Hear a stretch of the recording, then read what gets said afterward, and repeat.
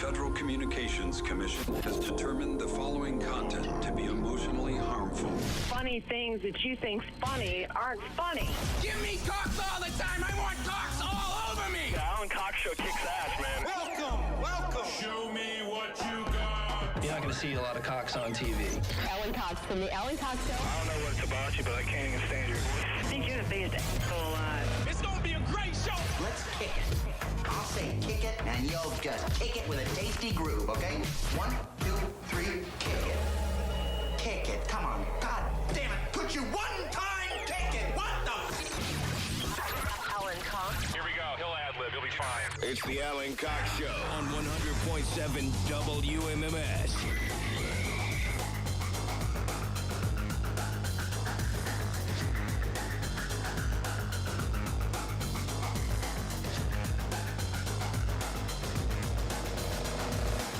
All right, what's going on, gang? Good afternoon. Howdy. My name's Alan Cox. Thanks for being here. Welcome. Good afternoon. Got a piece of radish in my tooth. Didn't present itself until just now. Woof. Rob, you ever have one of those random radish days? All the time. If I had a nickel for every time I had a random radish moment, You'd have 7 cents. I would have a nickel. Oh, yeah. Hey, welcome. My name's Alan Cox. Rob Anthony is here as well. Say hi to Rob. What's up, man? Oh, boy. And we'd love to have you along. If you want to join us, please do. The phone number is 216-578-1007, 800-348-1007. You can always send me a text. Number's 35192. AlanCoxShow.com. You used to be able to watch the show at AlanCoxShow.com, but they kind of changed the formatting there, so now it's primarily a place you can go to email us, I guess. What's at the show site? I don't have any idea. Right? Like when Maybe you go a link to something? Well, let's see. Hold on. Well, the podcasts are posted there. Alan. You used to be able to watch the show there, and you can't do that anymore. You've got to go to the Alan Cox Show YouTube channel directly, but it's a very monotonous website because it just posts the most recent podcast episodes. Well, the best thing is, as soon as I typed in alancox.com, I got malicious or unknown as a warning for the website. So I'll tell you what, man, I've been called worse. I've been called malicious. Oh, it's Alan Cox Show. I've been called unknown. Oh, and I spelled Cox wrong. Cocks. Right. Yeah, I got it. I know. People still... It's funny when people email you and then spell your name wrong in the body of the email. I'm like, you just had to type my name to send it to me. And then it's like, Dear Alan, A-L-L-E-N. Anywho, that's neither here nor there. If you are somebody who is visually stimulated, you can watch the show. Otherwise, you can listen on the iHeartRadio app live there, and there's a little red talkback button there if you want to drop us messages. We got the email earlier in the week. I saw Cleveland Scene write it up as well, and it impacts us mildly down here because we work at 668 Euclid, but I think of all the people who are going, this is, rises to a minor complaint on my part. Not even a complaint, just it's things are changing, right? But people who come downtown maybe use Prospect or Huron when they go to Guardians games. They're turning Huron and Prospect into one-way streets. Yeah. And the way that I come to work is I come down Ontario. I come down by the Rocket Arena, and then I cut over to East 4th, and then I go east on Prospect. Now I'm going to have to come down 9th because midsummer, and this is starting soon, I think. They're going to repave. I don't know if they're repaving. They're just making Huron one way going east, and Prospect is going to be one way going west. And so when people who are down here, so I'm going to have to change the way I come into work, Rob, like my last couple of turns when I get downtown. It's going to make it longer, too. Listen, got to go through all the city crap now. Well, that's the thing. I used to come down 9th, and I'd go left on Prospect. Yeah, that's how I which I'm going to have to start doing again. But then I was like, I'm going to shoot down Ontario. And then, do a little zigzag over here to Prospect, and then I'm right there at our parking garage. But I didn't see a firm date on this. We got the email about it, and then I saw that Cleveland Scene wrote it up because they're trying to add bike lanes. is what they're doing. And I don't have a problem with that. I think the more the merrier as far as bike lanes go. Bike lanes are one of those things. I got into trouble many, many years ago because there are two primary groups of people in popular culture who have zero sense of humor: pit bull owners and cyclists. And if you should run afoul of, and I've run afoul of both groups quite publicly. Cyclists take their, and I'm talking about, there are a lot of people who ride their bikes because it's good exercise and it's a great way to see your environment, right? But there are other people who think that they're saving the planet by doing that. I think more bike lanes are great. My fervent wish is that cyclists understand that there is a universal transportation hierarchy at which automotive vehicles are at the top. And so, we're not driving in your bike lanes. Don't cycle in front of my car. That's all I ask. But again, that's the point of the bike lanes. So I don't have a problem with that. We should be able to share the road. And so they're going to turn a Huron into a one-way. Basically, if you were coming down Huron, you would make a left on Prospect, and then that would be, they're in front of the Clevelander, and then you could just do kind of a loop there if you were so inclined. I wonder if they're going to keep that open that way, though. What do you mean? You think they'll keep that little turn right there open? Yeah, I think so. To turn back at Prospect onto and Huron? Yeah, I think so. I mean, the artist's rendering, that's what it looks like. Okay. It said that it's going to happen by the end of June. They refer to it as one of the city's first major notches in its Cleveland Moves plan.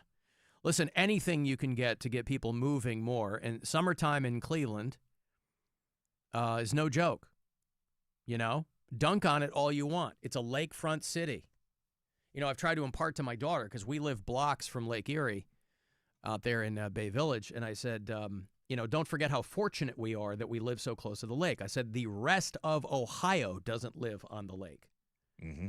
And, I grew up in a lakefront city, and so it's not like it's of the utmost importance to me, but it's very, very nice. And it's something that's easily taken for granted. Are you getting the midges? Midges, yes. Yeah, you got a lot of them? Oh, yeah. Well, I mean, yeah, because, I walk around when I'm walking my dog or if I'm, riding my bike or something like that. I do it. Unfortunately, it's just a tick. I do it with my mouth wide open. And so, boy, when it's mid-season, Rob, Ooh. I'm just chomping away. I'll tell you what, you should see me when I get back. I got a floss. I got a brush. I got a water pick. Look at the positives. You're upping your protein game. Yes. See? I know. There's only so much cricket powder I can eat. So the midges, I don't know how much protein is in midges, actually. I would assume as much as anything else, right? I mean, there's a lot of protein in crickets, a lot of protein in mealworms. I don't know how much is in the midges. But again, the midges are, they're annoying. They don't bite. No. They're just really annoying. And they're gross. Yeah. I'll never forget when I first came here to check out Cleveland, to kind of decide if we were coming as a family. We went to, what's that park that has the steps that are built you can sit on and look out at the Sunrise Steps. It's Yeah. it's in Lakewood there, I believe. Yeah. That entire side of the bathroom building was covered. You could not see the white of the paint. And I was Those are called the Solstice Steps. Yes. That's Lakewood Park, yeah. I asked someone, I'm like, what are those? And they're like, oh, no, that happens every year. That's fine. And I'm like, well, the wall's moving. Yeah. And people are just opening the door, going to the bathroom, no big deal. You gotta go. It's undulating over there with midges. I've never seen anything like it. Yeah. But when we're not getting the cicadas, we're getting the midges. I haven't seen the swarm yet, though. Like every year I see that giant, it looks like something's on fire. Yeah. I haven't seen that yet this year.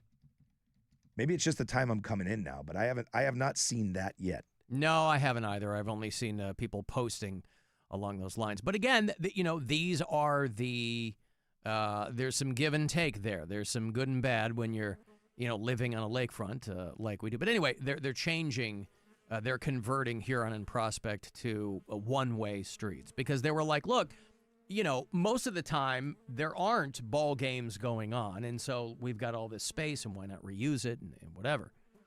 But it'll provide for more bike lanes, which is fine. I'm just going to have to change the way that I make my last couple of turns down here at work. Well, it's good that intersection of Huron and Prospect is going to stay intact because that's where our favorite cop posts up. Or not cop, our favorite traffic directing guy. That's right. I saw him the other day. He's down to, although I wonder if they'll have less to do, because if these are going to be 2 one-way streets, then they don't really have to direct traffic because it will technically be going in one direction. That's his spot.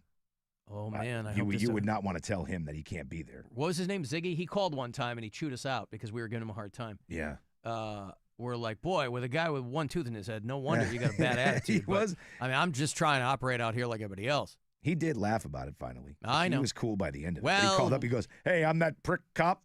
And I'm like, no, you're that prick traffic guy. You're not a cop. Well, and that was my question. I didn't know if he was. Right. Last year, they reported that Cleveland saw an increase in motor vehicle accidents and crashes. And some of those, of course, were fatal. So they're trying. This will only require a week's worth of construction. You know, for everybody who complains about how long construction projects take, and they're absolutely right, it takes way too long to get anything done. That this is largely a cosmetic change that will allegedly improve the flow down here. But we'll see. I didn't see a firm date, but I think they said end of June. And so I guess I'll go the way I've been going until they say, hey, you can't go that way anymore. You should just get used to it now, and man. then I'll go. I know. You're right. I should. Starting Monday, I should start coming the new way. They say it takes 7 days to develop a new pattern, right? I thought it was 21 days. Is to it? I develop thought it was a habit. 7. You could be right. Some people develop habits very, very quickly. I remember when I used to do heroin. Boy, that got its hooks in me fast, Rob. It didn't take no 21 days for that. It didn't even take 21 hours. Yeah, Woof. 1 day. I'll tell you what. Ooh. Okay, I got to take a break. 35192. Send me a text. Want to watch? Do that at our YouTube channel, and we'll be back. This is the Alan Cox Show. Everywhere on our free iHeartRadio app or whatever smart device you have. Just tell it to play the Alan Cox Show on iHeartRadio. The city. Las Vegas. Vegas, make some noise! The event. Our legendary iHeartRadio Music Festival. Presented by Capital One. Live. Welcome. One stage. 2 nights. The biggest stars in music return this September. To make history. The world's biggest artists are taking this stage. Stream live only on Hulu. I said, woo! Listen right here as the star-studded lineup is revealed. Tuesday morning. At 8. If you need to hire, it seems like the whole process can be exhausting. You search resumes, wait for the right candidates to apply, set up initial interviews. It's a lot of time and work. Well, what if you could meet with qualified candidates for your job the very next day? Now you can with Zip Intro from ZipRecruiter. And right now, you can try it for free at ZipRecruiter.com/radio. Zip Intro is super easy to use. You simply pick a time, and it does all the work of finding and scheduling qualified candidates for you. Then you can choose who you want to talk to and meet with great people on back-to-back video calls as soon as the next day. Best of all, you save time and energy. Try Zip Intro for free right now at this exclusive web address, ZipRecruiter.com/radio. Zip Intro. Post jobs today, talk to qualified candidates tomorrow. Once again, go to ZipRecruiter.com/radio to try it for free. That's ZipRecruiter.com/radio. The Jeep brand has always stood for American freedom. And now we're standing with you with Employee Pricing Plus. Hurry into your Jeep brand dealer for details today and join the family. Jeep, there's only one. Offer valid on select 2024 and 2025 Jeep brand vehicles for non-FCA employees and retirees. $200 admin fee applies. Not all buyers will qualify. Restrictions apply. Does not apply to leases. Ends June 2nd, 2025. Jeep is a registered trademark of FCA US LLC. We could tell you what makes Giant Eagle special, but we think our customers say it best. I love the fresh produce. I love the fresh meat. I'm pretty sure the fish guy knows me by now. We're buds. I love to grill. That alone keeps me coming back. The people that work here are so nice and so helpful. Everybody loves the cakes from Giant Eagle. On every shelf, in every department, we're always going for better because being your Giant Eagle matters. This is my Giant Eagle. This is my Giant Eagle. This is my Giant Eagle.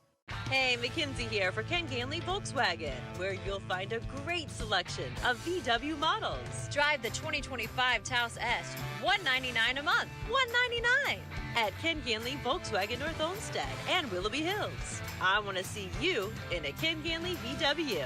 39-month lease, $39.95 down, 7,500 miles per year, plus tax, title, registration, and doc fee with no security deposit on approval.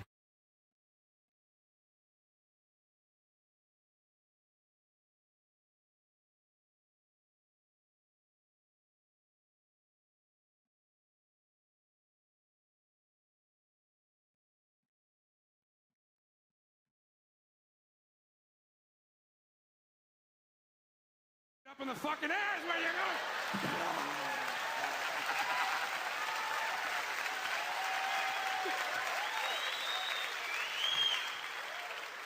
Did your mother tell you to keep your toys in the yard, for Christ's sakes? Well, I don't know which is worse, the jogger assholes or the bicycle riding creeps. These fucking faggots with their bicycles.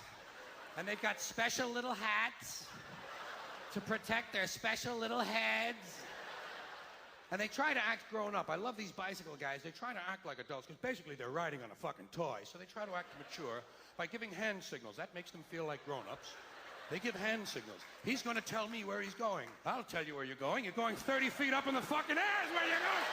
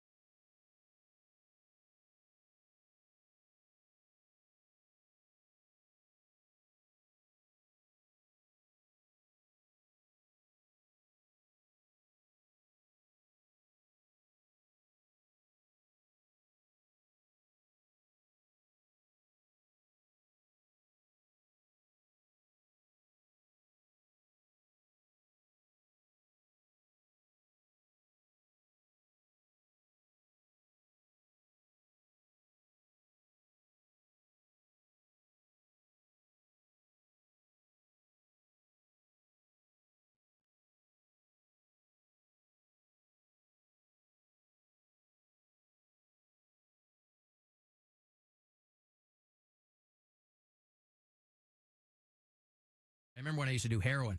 Boy, starting Monday, I should start coming the new way. They say it takes 7 days to develop a new pattern, right? I thought it was 21 days Is to it? I develop thought it was a habit. 7. You could be right. Some people develop habits very, very quickly. I remember when I used to do heroin. Boy, that got its hooks in me fast, Rob. It didn't take no 21 days for that. It didn't even take 21 hours. Yeah, Woof. 1 day. I'll tell you what.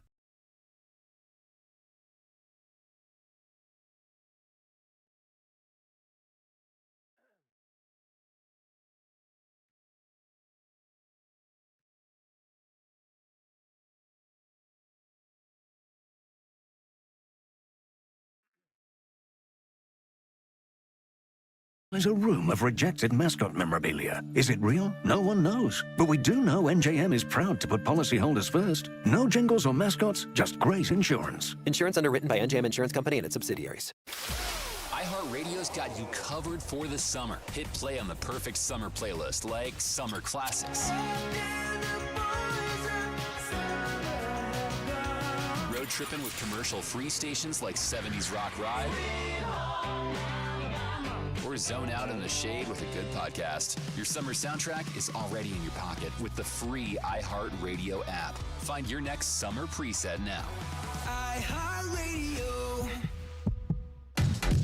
Should you dance or should you not dance? You can dance like no one's watching. He'll talk like no one's listening. It's better that you don't. Alan Cox. On 100.7 WMMS.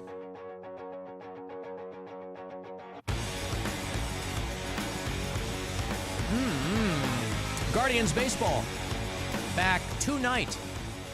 That's TO-NITE.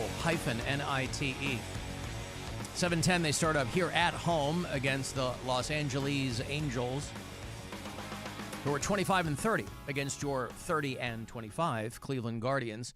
7:10 tonight. That means shortly after we get out of here on 6:30 is when your pregame coverage will begin. Got a 3-game series this weekend over at Progressive Field. And today, is it today or tomorrow? Today is the 30th. Tomorrow will be the very last day you can use the promo code FLOWERS for 20% off over at CLE Clothing Company. So keep that in mind. Guardians baseball tonight on MMS. You can listen to us on the iHeartRadio app. If you do it from out of state, I'd like to know where people are. You can let me know that. Chad is up in Erie, Pennsylvania. Just up the road, Greg is in Greensboro, North Carolina. Scott is a brand new bureau chief in Troy, New York, just north of Albany. Hey, guys. I'm a car guy and a bike guy. And I got to say, the most fun thing about riding downtown is dodging traffic. It's a blast. Bike lanes are lame and for giant pansies. Take it easy, guys. Yeah, see, that's a misnomer. You're not dodging traffic. We're dodging you. You're not dodging us. We're dodging you. That's what I'm talking about, the hierarchy. He's like, yeah, it's great. Oh, is it? Yeah, because the first thing that, remember our friend George Carlin, he wanted nothing to do with people on bicycles. And they've got special little hats to protect their special little heads. And they try to act grown up. I love these bicycle guys. They try to act like adults because basically they're riding on a fucking toy. So they try to act mature by giving hand signals. That makes them feel like grown-ups. They give hand signals. He's going to tell me where he's going. I'll tell you where you're going. You're going 30 feet up in the fucking air. I do like the hand signals, though. I do appreciate the hand signals.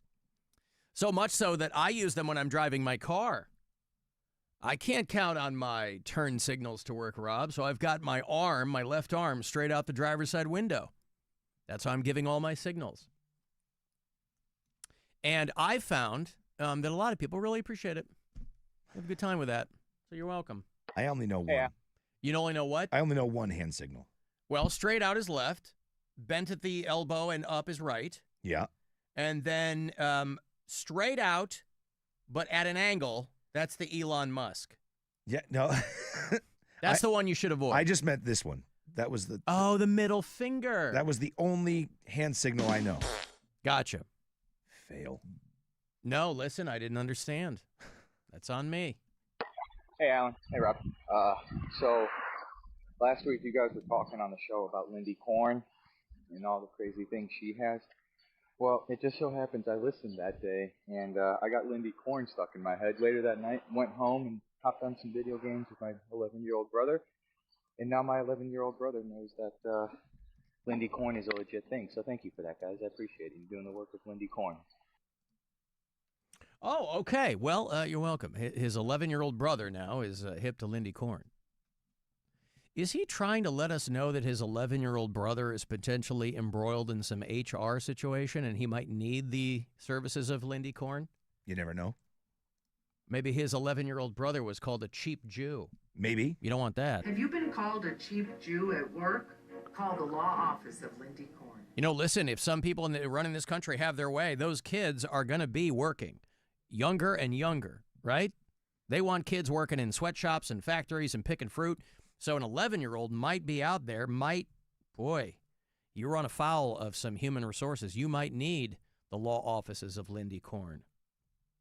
So I guess it's a good thing that that guy got his 11-year-old brother hip to it. My client complained to HR that her boss asked her for sexual favors, and when she said no, he said, relax, enjoy it. Does this sound familiar? If so, call the law office of Lindy Korn.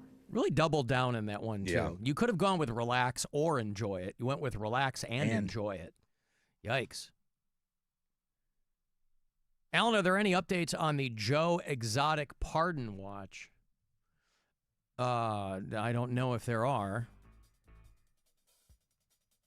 Not that I've seen. Yeah, I don't know. I know he was really, really upset at those tax cheats getting pardoned by Trump, but those are his kind of people. He loves tax cheats. He loves white-collar criminals. Joe Exotic is too blue-collar, I think, to really get out there, right?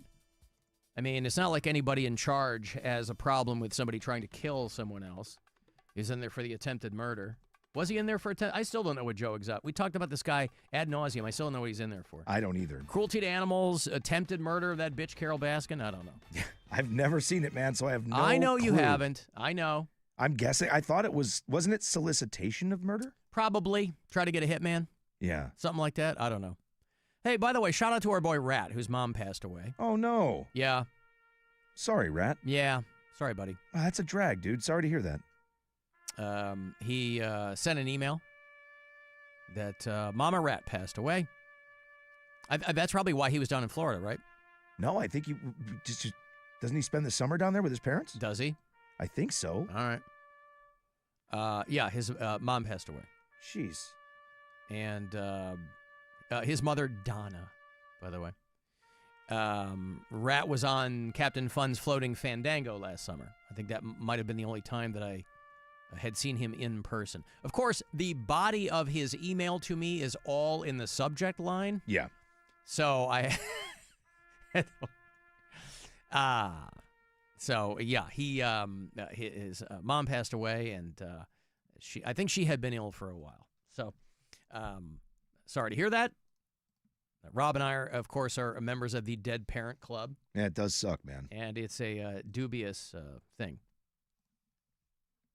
I also heard from Ethan, our buddy out there in Rochester, New York. He said you were talking about talking back to your parents, and you never did it. And if you had, I said there would be an Allen-shaped hole in the wall. And he said it, Ethan has no shortage of stories. This guy has lived a life. For sure. In a short period of time. And he said it reminded him when he was getting hammered and he was 20. And one of the people in his party was this woman of sizable carriage, much larger woman. And he said she fell into the wall and put a giant hole in it. And they were all getting drunk. And then tried, I assume out of embarrassment, she tried to tell everybody it wasn't her, that the hole had already been there. And, he's like, of course she made the hole. I mean, how do you approach the management of that place and say, hey, I'm really sorry. I'm topping out at 300, and I put a hole in your wall. That can't be an easy conversation. I think you just did it. Yeah, but I mean, it's, you'd be embarrassed. You don't want to be on the hook for it, but you're trying to have fun like everybody else. Just say you slipped on something. It's you their got a little fault. tipsy. It was their fault. And you fell into the wall. If you guys would have mopped your floors properly, I wouldn't have slipped over here. Is that what it is? Why not?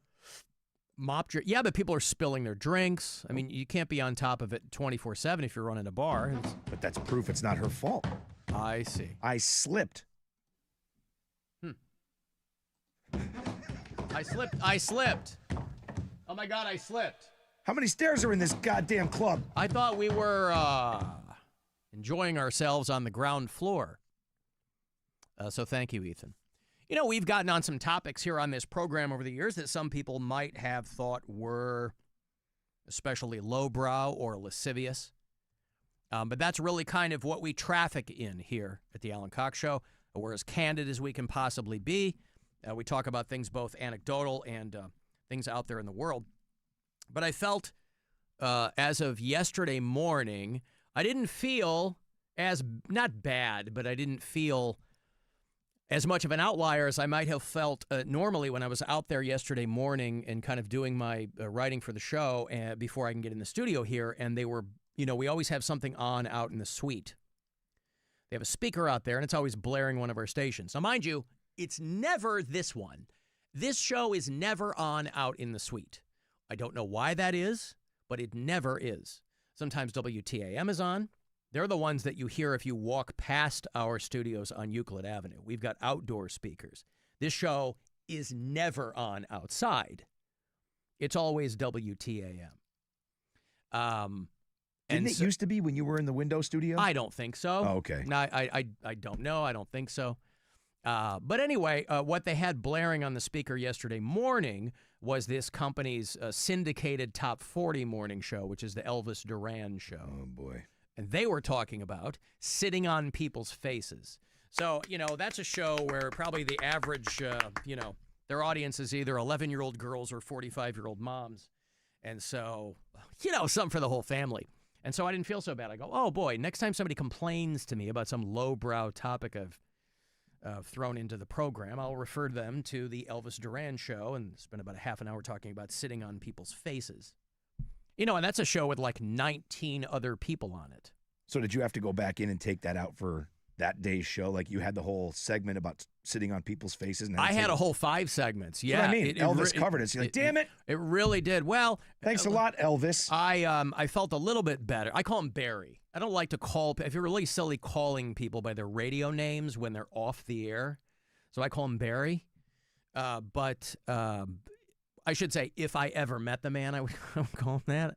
No, I didn't, I felt kind of a kinship there for a second. But I was like, well, that's what's on in the suite.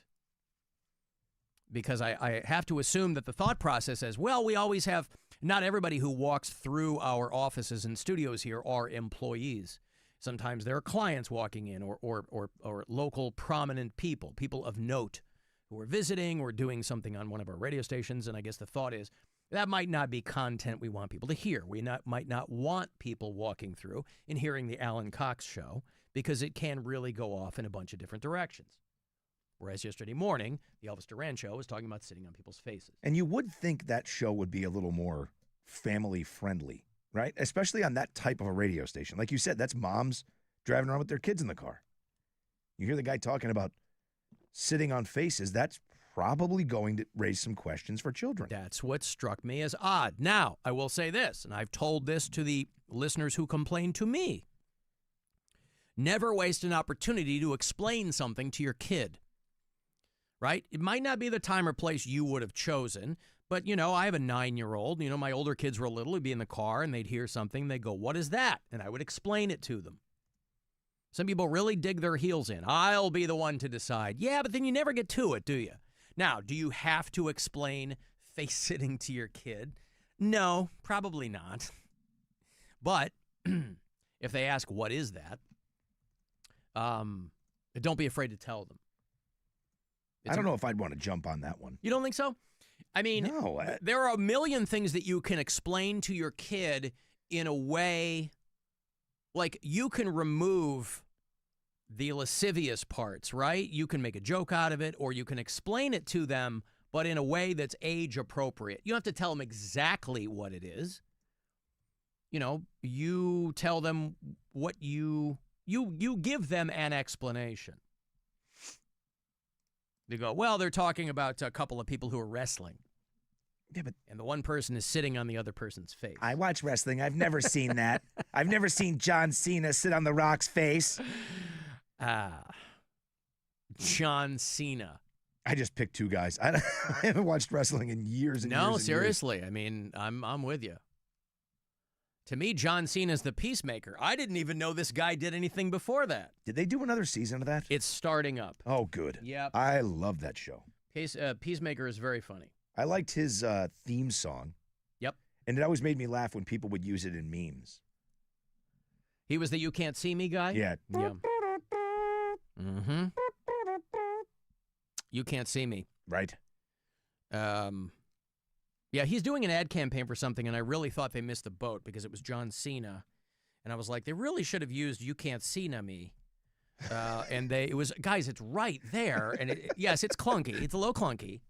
August 21st is when the second season of Peacemaker will probably, or is supposed to premiere, I believe, over there. I think it's on HBO Max, whatever that's called now. I love that show. Yeah, very funny. Featuring Robert Patrick from Bay Village, Ohio, Rich Patrick's brother. Yep. He was the Terminator in T2. He's Peacemaker's dad in that show, John Cena's father. I was watching a show. There's a John Hamm show over on Apple Television called Your Friends and Neighbors, and he's, long story short, he's a very, very wealthy guy who gets embroiled in some situation that gets him fired. And so now he's got to figure out how he's going to keep everybody afloat. He's got a very big nut in his life, and so he resorts to petty larceny among the other friends and neighbors of the title in his neighborhood. So he's taking cash, and there's a scene where he goes home to see his parents. Do you know who Michael O'Keefe is? I know the name. Actor named Michael O'Keefe. He was Danny in Caddyshack. Yeah. Okay, so he's Danny Noonan in Caddyshack way back in the day. He was a young man then. Well, he's 70 years old now. He was married to Bonnie Raitt back in the day. And he was, as a younger actor, he was in a whole bunch of stuff. He was in The Great Santini. Remember that with Robert Duvall? Yep. And then he started showing up in things again as an older actor. He was in one of my favorite movies called Michael Clayton with George Clooney. Anyway, they cast him as John Hamm's dad. And I'm like, what a wild bit of casting.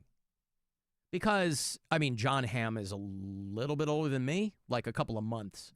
So I'll be 54 in a few weeks. So Michael O'Keefe's 70, which means, yes, he could have conceivably been 16 years old when he had his kid. I was like, because the woman they cast as his mom looks very old. But they cast Michael O'Keefe. And again, I'm such a nerd, I'm probably the only person who noticed this. I go, wow, Michael O'Keefe is John Hamm's dad. But nobody was around to hear me. And nobody cared. How would you like to mow my lawn? Yeah. Go outside, nerd. Get out. Go. Mm-hmm. I was perusing my watch list coming up on the weekend, by the way, because I've already watched Field of Dreams. I wrote down all those sports movies you told me to watch. Yeah. And I watched Field of Dreams. Didn't love it. Didn't love it. I gave it a solid 6 out of 10. So Bull Durham is next on the list. I think you'll like that one. And then The Natural. So good. One called Mahor League. Yep. And then what's my writing here?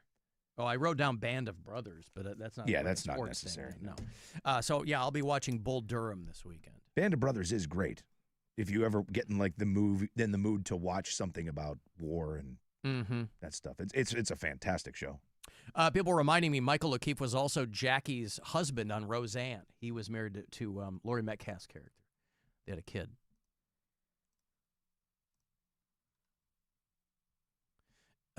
I also got a message from, where is it? I got a message from Maria.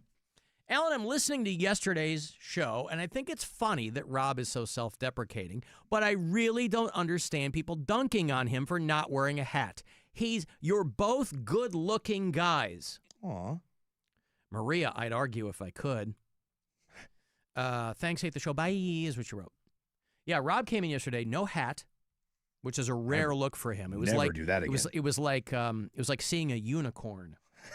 And people really anything different, Rob. Whoa. It's no wonder that kids are so anxious about standing out in a crowd when even adults, now again, we've made ourselves public people, of course. Right. But what a strange reaction. People really took the lack of hat and ran with it. Oh, yeah. Mm-hmm. I had to run out of the studio and borrow Jeremiah's Blossom hat to yeah, man. To cover it up. I was like, all right. And like I said, everybody started saying stuff in the chat. And I'm like, listen, I'm a man of the people. Yeah. I'm doing this for you. You didn't like my 5-head, so I'm going to go ahead and put my cap back on to make you happy. It really comes into clearer focus now that we're on camera every day that you've really got to curate your look. Maybe I can get... Nobody will ever see me in my pre-show burqa. Well, you leave your camera on. Someday you're going to get caught. No day soon. You want to go see Ice 9 Kills? Do you like bands that are really in love with horror movies? Well, Ice 9 Kills. You get my last pair of tickets here. They're headlining the Hell of a Summer tour with Dayseeker and Kim Dracula and the Funeral Portrait. 4 bands in all. You got to truck it to Youngstown, which if you dig them, that's no big problem. They're going to play the Cavelli Center on Thursday night, August the 28th. Ticketmaster.com with all the info. I have 1 pair of tickets left. They will go to you, so good luck. Caller 10 for Ice 9 Kills. 216-578-1007 or 800-348-1007. Weekdays on 100.7 The Alan Cox Show. On 100.7 WMMS. Rover's Morning Glory. Usually you're wrong. They do allow TV camera operators out there after a home run. Here's a clip from 2024, Grand Slam home run. All right, we get the point. He runs out onto the field, the steady cam operator, follows him down the third baseline, then follows him all the way into the dugout. But, they cannot admit that they're wrong.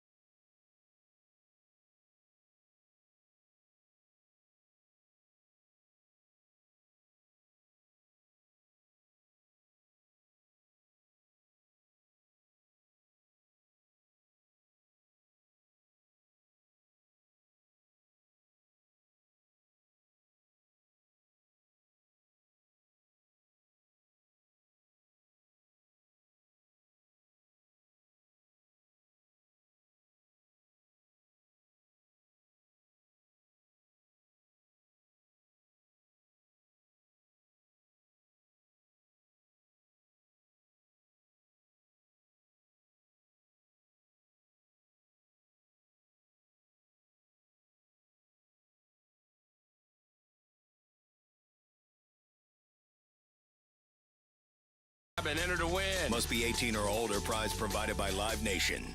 Portions of the following program were pre-recorded. The Buzzard. The home of the Buzzard. This is 100.7 WMMS. Cleveland.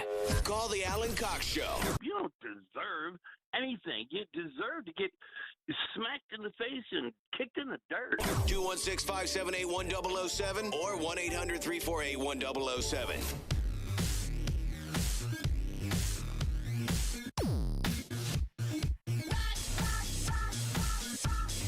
35192. Send me a text. Watch if you like. We've got the cameras hot and up and running. You can watch the pictures as they fly through the air on our YouTube channel. I was reading a fascinating story about Orgy DJs. Now, it won't surprise you to know this is mostly in San Francisco. But you want to talk about playing a banger? Business is banging. That's what the headline said for sex party DJs. Person waited their whole lives to write that headline. Yes, they did. DJ Maximilian is a guy. Now, these are guys who work, some women too, work clubs. And, you know, they work full-time as DJs, but they are also on the schedule as providing the musical accompaniment for orgies and sex parties. And so they talk to a number of these people who work these, and they're like, the big thing is we have to ask people to not use our gear for support. Please stop banging against my decks. Because this is my equipment, right? Do you have any idea how much those speakers cost? Yeah. They were so focused on each other that they didn't realize what they were doing. Now, these are, you know, sex parties and orgies. I don't know if it's a distinction without a difference. Some people prefer sex party because I think maybe that's more of a high-end thing. You know, they have these things in New York and L.A. I forget what they're called, but it's thousands of dollars to get in. Freak-offs. You're thinking of Diddy. Oh. His was free admission. Okay. It was free to get in. It cost you a lot of money to get out. That's how he did them. No, there's something called, God, somebody will tell me. Some of our Stark County swingers will get me hip to, I forget what they're called, but they're thousands of dollars to get in. They're like private sex parties. And when it's really expensive, that's how you know the people are going to be hot. There's going to be, they're hiring escorts, things like that. It's not just randos from the Hudson Valley, right? So the sex parties that these Bay Area DJs do, they're like, a lot of them are in mansions, Airbnbs, and warehouses, you know, places where 30 years ago you'd be having a rave. You know, now they got greased up mattresses. And he's like, one guy's like, it's not, you know, they want a DJ there, but the accommodations are not for the DJ. So you kind of really have to bring your own stuff, because if they hand you a folding table, you know, the equipment's very heavy. And, but this one guy, he said that he's been a sex party DJ since the 90s. He said the COVID-era slump is officially over. Sex culture is so back. Now, here's the problem, because we were just talking about, not problem, but we were just talking about this the other day. Gen Z and the younger generations, nothing could be further from the truth. They're not the ones going to orgies and sex parties. To use their parlance, Rob, they might find them cringy. So it is going to be your older demographic, probably your people of means. And so they're like, how do you keep a room full of naked strangers kind of in sync? You'd have to be thinking, I would imagine that it's not that different than a club DJ. Because if you're DJing in the club, obviously people are drinking and they're having fun. And for the most part, everybody's still vertical and clothed. But you are trying to create an environment that lends itself to sexuality. When you're in the club, you know, you get a little tingly in the loins. The loins. DJ got us falling in love tonight, right? Danielle Cohen goes by DJ Fairplay. And she DJs at a members-only sex community. She's so close. She's like, people will yell out that they love the song right as they're banging someone else. Also, if you're new to an orgy or a sex party, I've never been to one outside of my own house. But you'd have to think that when you get there, it's like any other party where there's a certain amount of milling around, right? You're surveying the room. You don't just walk in, take your clothes off, and go, who wants to? There's probably giant bowls of Viagra or something like that. So you've got to get people ready. You've got to get them in the mood. You've got to set the vibe. In that way, it can't be any different than a club or a regular party. And people are going to physically react to the tempo. So you're running the show, man. If you're an orgy DJ, you're running the show. You get the BPM up to around like 110, 120. You got people going at it like rabbits. What do you because they're subconsciously going along with the music. What do you think they're playing though? Like, do you think it's all like that techno-y type stuff, or do I you hope. think You want something grimy and electronic? That's what I would think. Boy, I feel like it's like. Here's one of the songs on the playlist.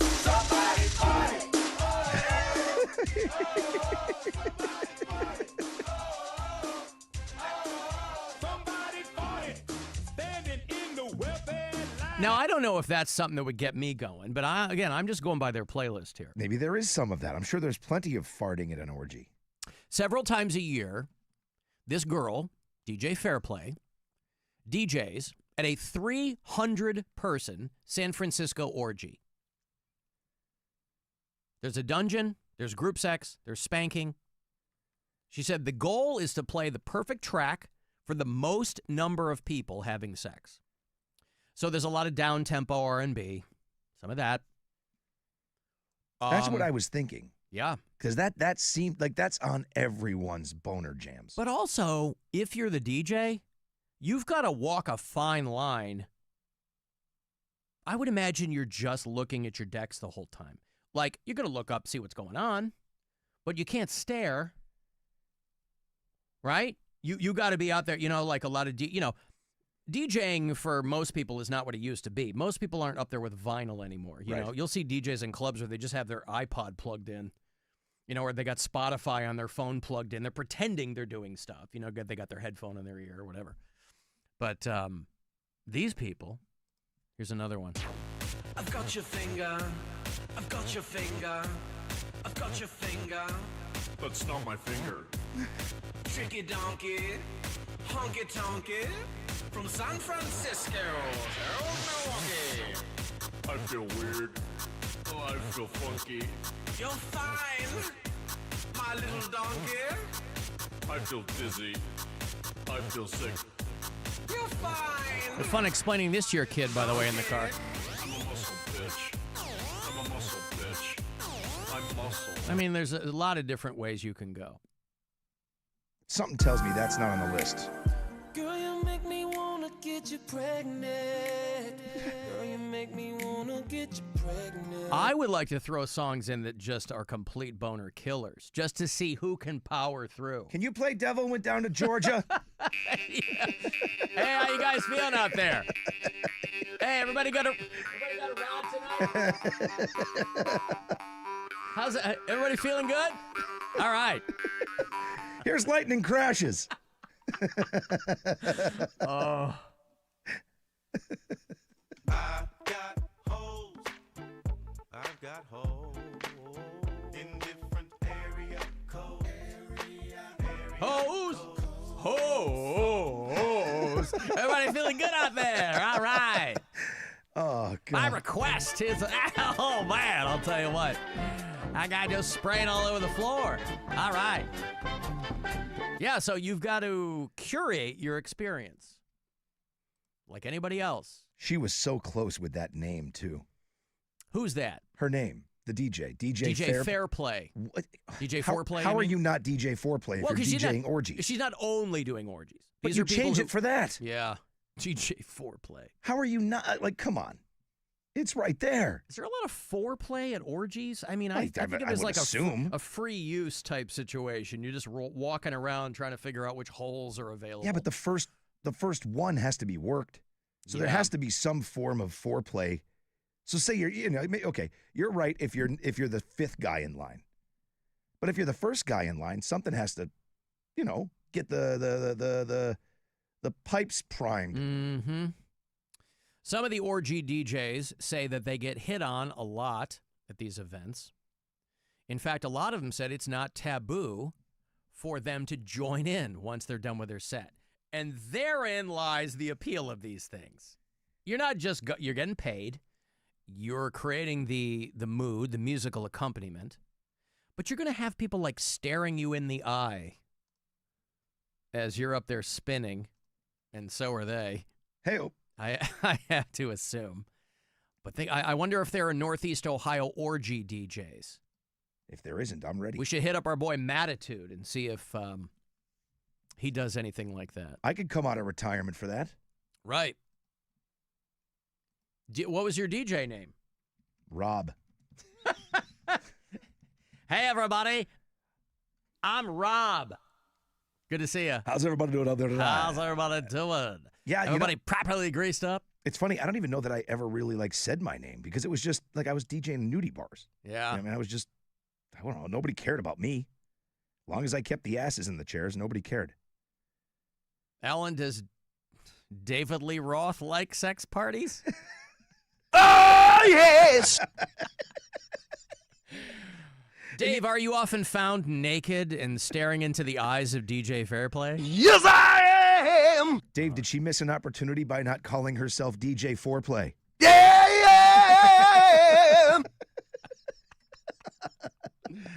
Oh. What does it sound like when you pull out? All right. Yes.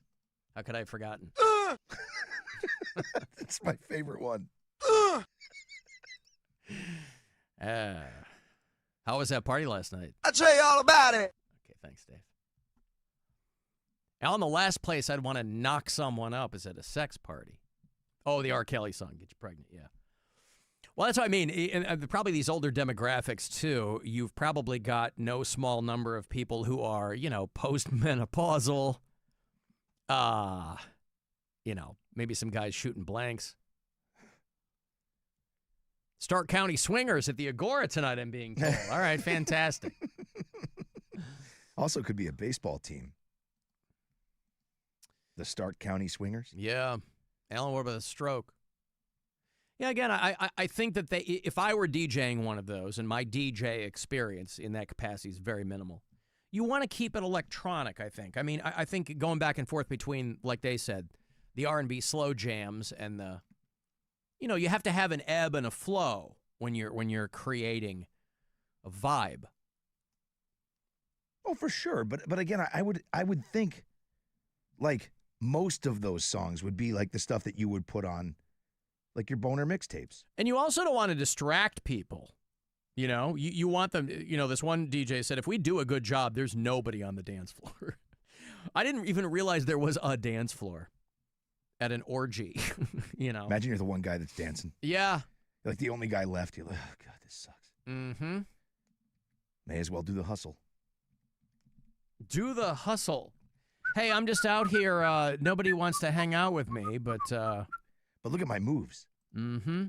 Anybody want to get going out here? Or, I'll just, I'm okay. I'm brand new. My handle's Jackalope, if anybody wants to get going with Jackalope. In a few minutes, I'm going to be playing with myself. Oh. I'll be over at the Twisted Nipple Bar for anybody who's into clip play. So, yeah, it's a fascinating article, though, that I was reading. It was in the San Francisco Chronicle or one of those. Where they're like, and also, people who are used to these kind of environments, it can also probably be mundane at times, too. Especially if you run into the same people. You could have two people banging in front of you, and they're like having a conversation with you. Because it's so normal to them. Hey, oh, how are the kids? Did you get that promotion? Yeah. Oh, you did? Oh, my God. Congratulations. Hey, so can great. I see the pictures of your dog? Oh, you got a new dog? Oh, what a cute puppy. Mm-hmm. Just put the phone on her head. I'll swipe through the photos there. Hang on, I can't break stride. You're going to have to bring that over here. Yep. Dave, are you ready to finish? Yes, I am. DJ Gemini Moon is a 32-year-old candle maker and event organizer. She DJ'd her first sex party last year. So the very first party she DJ'd was the very first time she had been to an orgy. She said she didn't see too much apart from people being naked, and she was set up near the flogging station. Oh, boy. Yeah. So if you brought a dolphin to flog, that's where they would do it. God, the line at the flogging station was just crazy. Her audience, mostly queer, Gen Zs and millennials, were feeling it. So it's not universal that younger generations aren't hooking up. Because also you want people to, there's going to be kind of intermittent periods of people just walking around. Maybe they've finished and they're just walking around. In their post-bus euphoria? Yeah. DJ Fairplay, by the way, said that one party she DJ'd, she got so worked up that when her set was done, she ended up in a little puddle with 3 other guys who were into each other and me, she said. It was a freaky night. See, that was something I guess I hadn't thought about. When you said orgy, my brain just instantly went to a big, giant, straight orgy. But then she said, there's queer, there's this, there's that. I hadn't. Yeah, this is San Francisco. Right. There's everything. I hadn't stopped to think that it would go everywhere. Like if you're looking for this, there it is. If you're looking for that, you got that too. Yep. Interesting. Mm-hmm. It's funny how the brain works. Oh, I'm so hot. Could you? Oh, I just got back from my Hillel meeting, and I'll tell you what, I am worked up. If you could just... I'll meet you over by the flogging station. You think they have showers and stuff? I certainly hope so. And then the fluffing station? Mm-hmm. Like a room just with porn in it? Yeah. Getting yourself ready? I got to assume all that stuff exists. Right? I hope so. I think if we set it up right, obviously the DJ they're not putting it together. They're just there to provide the musical accompaniment. But if they want you to take a quick shower before you jump in a hotel pool, you kind of have to assume that there's got to be something for that. I certainly hope so. I hope they're doing it right. I've got to take a break here. If you want to send me a text, 35192. AlanCoxShow.com. Everything else, want to email me there. You can watch on our YouTube channel. Listen anywhere on the iHeartRadio app. The city. Las Vegas. Vegas, make some noise!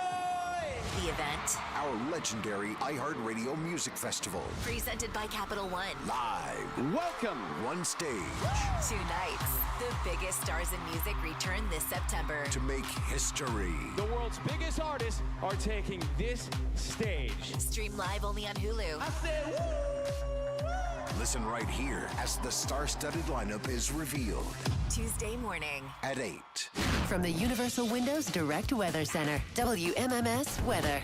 Chance of showers and storms tonight. We'll see a low around 52. Saturday, a chance of morning showers with gradual afternoon clearing and a high 62. Sunday, sunshine and highs in the mid-60s. This report is sponsored by Great Clips.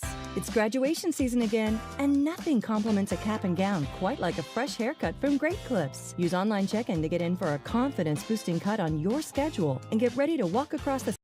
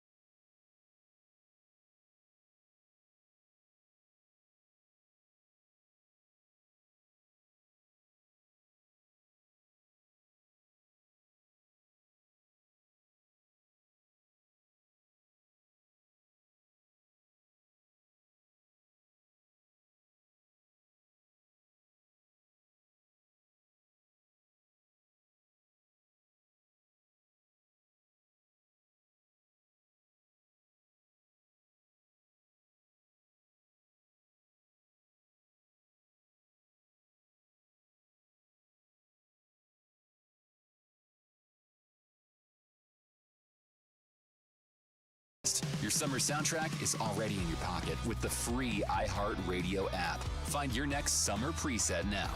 iHeartRadio. Yeah, it seems a little unfair that you can watch our live stream, but we can't see you. But we'll fix that tonight.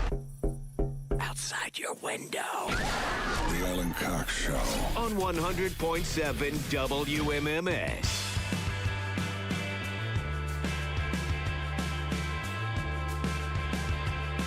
216-578-1007 or 800-34-81007. You want to join us?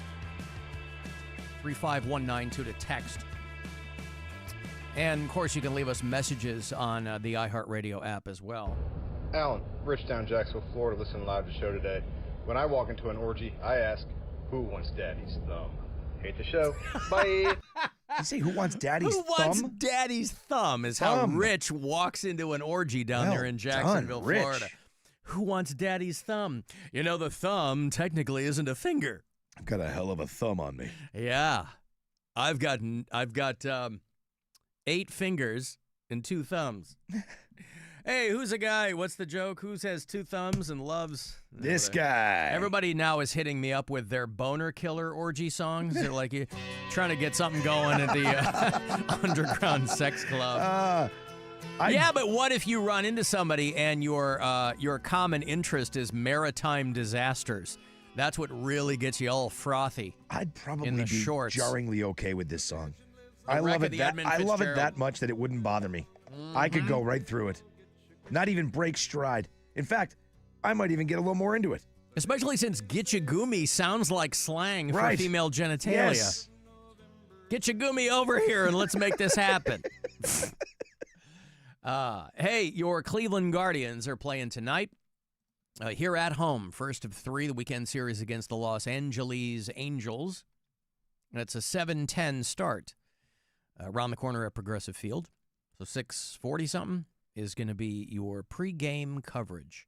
And hopefully they can build on that come-from-behind win. That's how they ended up that series against the Dodgers. They avoided the sweep on Wednesday. 7-4 was the win there with the Guardians. So, and that's your favorite kind of win, right? A come-from-behind win is my favorite. That's right. Yep. Also, in other sports news-ish, Monday, I will have the full details for you. We're going to send somebody to the World Cup in 2026. You know, I played soccer as a young man. I was a right wing for a while. I was a goalie for a while. And I enjoyed it a great deal. So I do have, I don't follow it all that closely now. Rover's a big soccer guy. I don't follow it all that closely, but I do have an affinity for it. My daughter played soccer for a few seasons when she was little, and she kind of lost her taste for it, but she was accidentally amazing at it. But beginning Monday, I will have full details for you. I'm going to be out doing a bunch of appearances to get you hooked up for this. It's the Michelob Ultra Soccer Shootout Challenge. Now, we've done this for basketball. You know, we were doing Pop-A-Shot. We've done it for football. Now we're doing it for soccer. And I'm going to be out probably 6 or 7, no, more than that, locations. 1, 2, 3, 4, 5, 6. Okay, so 6, including the finals.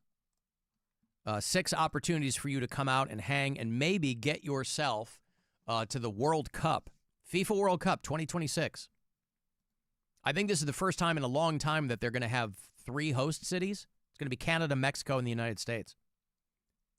What happens if Argentina is the defending World Cup champion, I believe. What happens if Canada becomes the 51st state by then? Would it just mean that the United States have 2? I guess so. Interesting. Yes. Maybe that's all part of the plan. I wonder how many soccer players they'll try to deport. So anyway, Monday I will have all the details for you. They'll be at WMMS.com. And I'll be out and helping you get yourself to World Cup 26. Instantly build a wall around whatever stadium Mexico's playing in. Sure. Well, I'll give you a little tease here. My first stop is going to be next Friday. 1 week from today, I'm going to be at a place in Willoughby called Bumpers. Now, if I haven't been there, but if you were going to have a sex party, you might want to have it at a place called Bumpers.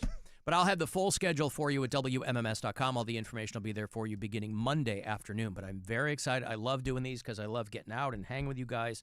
And if we can get you the World Cup, all the better. So it's all courtesy of Michelob Ultra and WMMS. This has been the Alan Cox Show, pandering to soccer fans. Oh, that's unnecessary. That's unfair. Come on. The lights kept going out at the Softball World Series in Oklahoma City. Do you see any of that? I'll show you the photo here. I don't have video, but the lights kept going out there. And the Jumbotron is still on. This was Oregon versus UCLA, Women's College World Series, the opening round there. And the lights kept going out. But they wanted to still play ball. Clements. And there go the lights. A rise ball so ferocious, it turned out the lights here in Oklahoma. Right at 10 p.m. It's not used to playing games this late. That's why. And some folks in the crowd get out their flashlights. Savipola, a well-deserved All-American year. Oh, there go the lights again. Well, this is an interesting subplot. We didn't have to take Big Ten After Dark that literally. No, right? Yeah. We didn't have to turn Big Ten After Dark that literally, right? Remember Boom Boom Out Go the Lights? Yep. From the Pat Travers Band, 100.7 W. I should put this in. Huh? I should put this in. Hells yeah. You know, when people talk about Canadian rock and roll, I never hear them talk about Pat Travers. And he was fun, right? This is such a good song. He looked like Todd Rundgren, kind of. I think he's still alive. Born and raised in Toronto. Eh? Eh?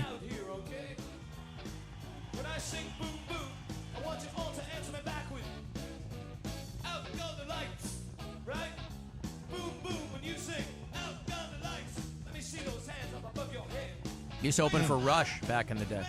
Canadian. You know who that is on drums? I don't. The great Tommy Aldridge.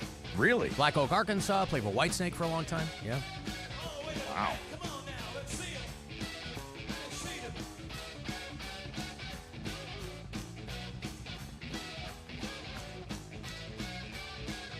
Well, he takes his time getting there, doesn't he? Does he ever? I thought he got right to it. He's already explained it 3 times. Come on, buddy. Yeah. Get to it already. Had no confidence in that crowd getting it, man. No. All right, here's how it's going to go again. I'm going to say boom, boom. You're going to say out go the lights. You got it? Yeah, when does he get to it? I thought he was... Give me boom, boom, out go the lights. It's going to be so anticlimactic now. I know. Hey! There you go. There it Hey, is. y'all did it. Y'all did it. Congratulations. So, yeah, the lights went out there. And by the way, I was reading that Major League Baseball is investing in professional softball. This is great news for that W Sports Bar in Gordon Square. Yeah. It's pronounced Gordon. Sorry. In Gordon Square.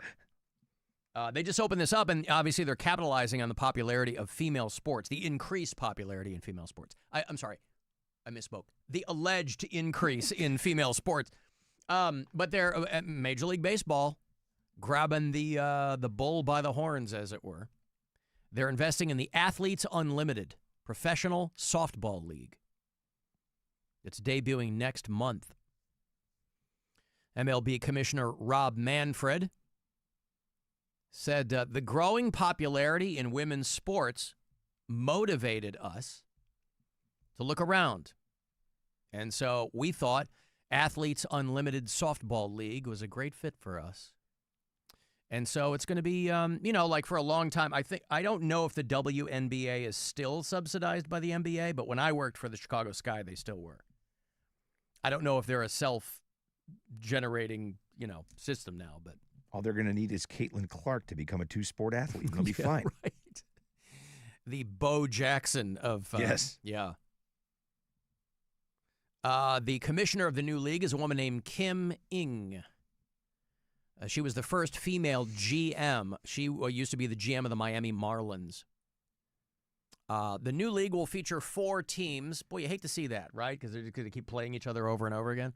The Bandits, the Blaze, the Talons, and the Volts. They will expand to 6 teams, and they will have a home city by 2026. Opening day of the Professional Softball League is next Saturday. The championship will be held at the University of Alabama. But again, let me bring it back locally here. Zoom in.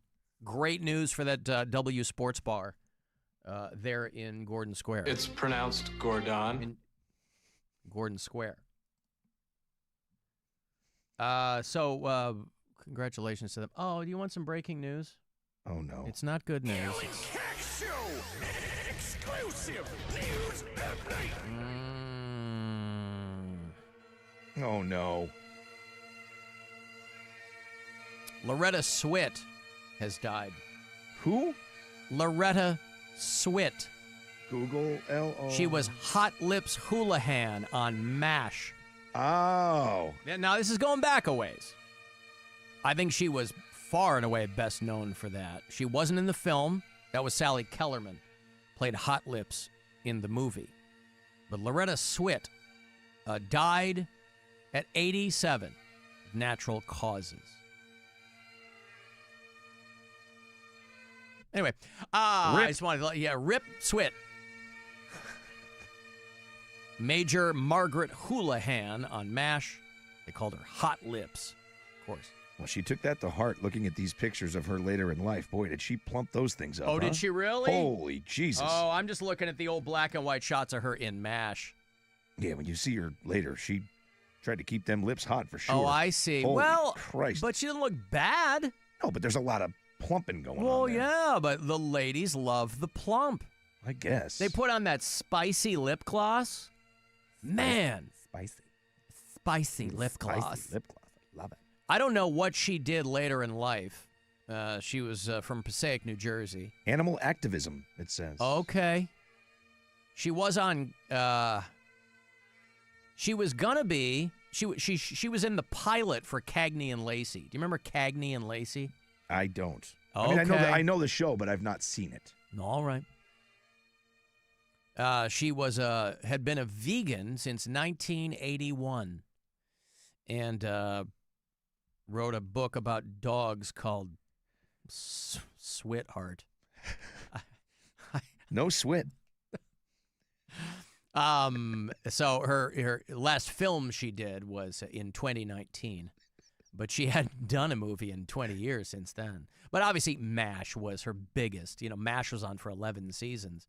That's a show I think about when I think about my dad, you know. MASH? My dad, oh, he loved MASH, loved Cheers. Yeah, MASH. And my dad was very similar to Alan Alda from that show, right? Hawkeye Pierce. He looked like my dad, and he had kind of a similar kind of dry sense of humor.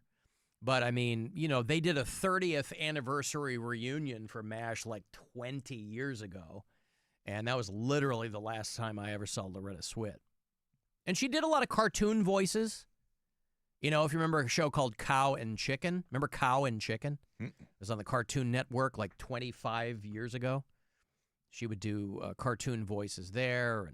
But it was a lot of, you know, hey, you remember me from MASH? Is Alan Alda the only one living? No, isn't Mike Farrell still alive? You mean from the original thing? Or, yeah. Jamie Farr's still alive, Jamie too. Farr is still alive. He's probably living back home in Toledo. He's 90. Mike Farrell is 86. He's still around. Alan Alda, I think, has Parkinson's. So he's kind of having a hard time, right? He's another guy I could listen to read the phone book, man. Alan Alda. Yeah. Yeah. I could even just watch Bill Hader do Alan Alda and be happy. I saw the pink salt. No, oh, there we go. Hey, what are you looking at, butthead? Hey, why don't you make like a tree and get out of here? You know, that is a great line. That is so great. You know? The stuff you guys are doing with the 50s and everything. You know, I had jackets like this. Can you believe that? I'm the old guy, you know? Son, your ego's writing checks your body can't cash. He's auditioning for Top Gun there. You know, that is a terrific line. I feel like I understand everything about this movie just from the one line. That's good writing, you know. And I don't know about airplanes. Alan Alda, formal doom. Clever girl. That dinosaur comes out and attacks me. Oh, God, you guys, that is great. That is just terrific. So good. Oh, boy. Bill Hader. Yeah, so a lot of them are still alive. Most of them are. Most of them. I didn't realize that. Radar's still alive, too. Gary Berghoff is still alive? Yep. Wow. At 82 years old? Yeah, so a lot of them still alive.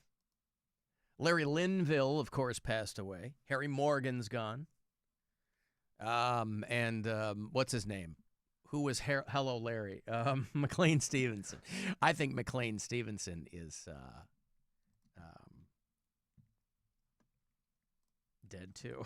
I've never really sat down and watched that entire series. I've seen a lot of it, but I got really bored with it. Like, it was just like, okay, I get it. Yeah. Have you watched all of it? MASH? Yeah. Not every single episode. That's kind of like when it was on, I would watch it, but I've definitely not seen all of it. I never saw the last episode. Right. You never saw the final? No. Wow. That's like up until Seinfeld, I think that was the most watched show finale ever. I'm sure. I have just not seen it. Yeah. Where they write something in the rocks, right? They spell something out in the rocks? I don't know. Got me. All right. Well, anyway, Loretta Swit is dead. She farted so hard, she died. But I'm not gonna cry. She farted so hard, she died. But I'm not gonna lose much sleep. But she died doing what she loved. Now she's blasting for the angels above. She farted so hard. Now, I'm going to look at this with a skeptical eye. Hopefully not a skeptical pink eye. There's a woman here who says that her ex-boyfriend, she describes it as the best possible breakup revenge, that she got a terrible, terrible sinus infection because he farted in her face. They call this the Chuck Berry disease. She's like, we were staying in a hotel after I had surgery, and she thinks that's why she got an infection from the boyfriend. My ex-boyfriend got the best possible breakup revenge that anyone could ever get. We dated like 7 years ago. I've had a persistent sinus infection ever since. For 7 years. This all just stinks, pardon the pun. It really does. I'm not buying it. Nope. He and I stayed in a hotel one night after I had surgery. And he farted terribly. Like, I couldn't breathe. I've never, ever smelled anything that even compares to that. And I got my sinus infection cultured today. I've gotten it, like, imaged. I've had all of these tests done. Doctors haven't been able to figure it out. And it is E. coli. And, usually don't get E. coli in your sinuses because E. coli is from poop. So, like, I don't know. How does that get in your sinuses unless you have a boyfriend who... This is a girl who is making this up out of whole cloth. She is trying to retcon her bad relationship with a boyfriend. E. coli is everywhere, by the way. Everywhere. There's people picking lettuce. They're wiping their ass with it. You know, when I get a head of lettuce, I don't know if people do this. I know my food stuff is weird. But when I get a head of lettuce, I always peel off the outer leaf and throw it away. Because I figure that's where everybody's hands have been. That's what has been touched. You do that? I do. That's also the one that's probably kind of starting to brown off anyway. You know what I mean? Like the tips are getting gross. They're really browning off. Yeah, I think she's like, 7 years ago, my boyfriend farted in my face, and I've had a sinus infection ever since. Yeah, she's very, very full of crap. 100%. There is But no why question. throw it? But why throw it in his face? But she doesn't even call him out. She just some guy farted in my face 7 years ago. You could say the same thing. She's probably just a filthy non-hand washer scratching her nose. Yeah. You know what I mean? If that's how E. coli got in there. I was going to say, so many things can happen to you in 7 years. Right. You don't need to throw it back on that guy. I've had a sinus infection for 7 years. So the first time they decided to check for something was 7 years later? Rich down in Jacksonville walks in and goes, "Who wants daddy's thumb?" Who knows where that's Speaking been? of E. coli. Yes. I have no reason to think that he's unhygienic, but nevertheless, who wants daddy's thumb? But here we are talking about her, man. Yeah. This is what they want. I'm going to make up stories like this, too. You know, just you can say anything you want about anybody. She's not calling the guy out by name. He's a fictitious person. He bare butt farted in my face. I get pink eye and a sinus infection for 7 years. All poop. Alan, she's obviously an ass scratcher and a deep nose picker. Right. Gross. Non-hand washing, finger sniffing grossness. That's what she is. I guess so. Although she does look like she has a problem with her nose. It's all red. If you look at that. Yeah, if she's a deep nose picker, she's in there spelunking. Eyes going crossed. Yep. Which is the one you like? That one. Oh, that one. I also like the bowl one. It's so definitive. Yeah. Yeah. The bowl one's great. That's those two are my favorites. Oh, pretty good. Yeah. Well, we got some new ones from Brock yesterday, who was some new submissions from his. What are you doing, Dad? Alan, you were joking about Gordon Lightfoot of the Orgy, but that's actually my pickup name. Is your name Edmund Fitzgerald? Because I'm about to wreck you. Wow. It's not bad. I've heard worse. Run on one more time. All right. I've got to take a break.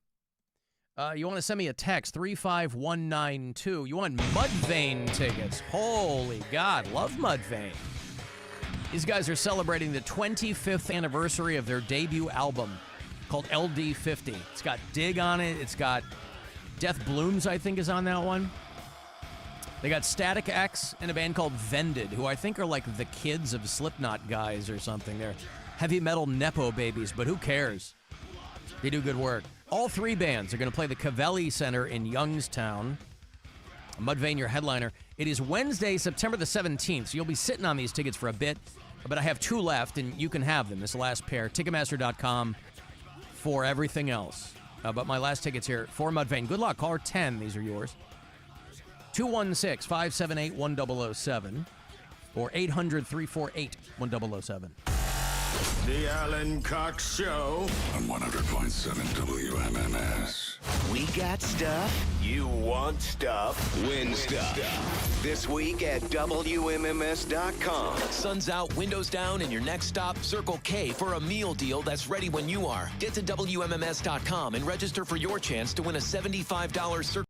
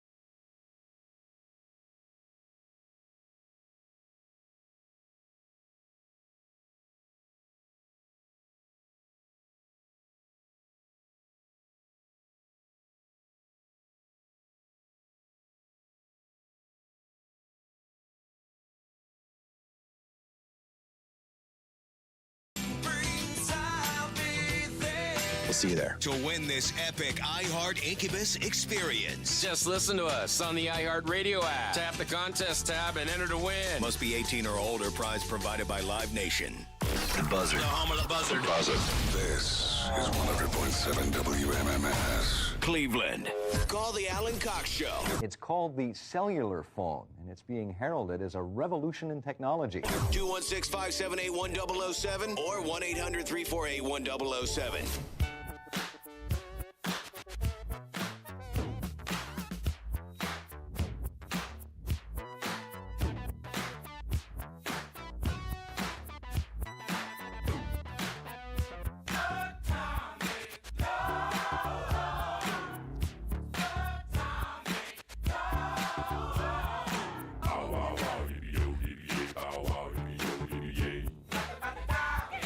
Boy, congratulations to Cleveland, Ohio, who has made another notable list.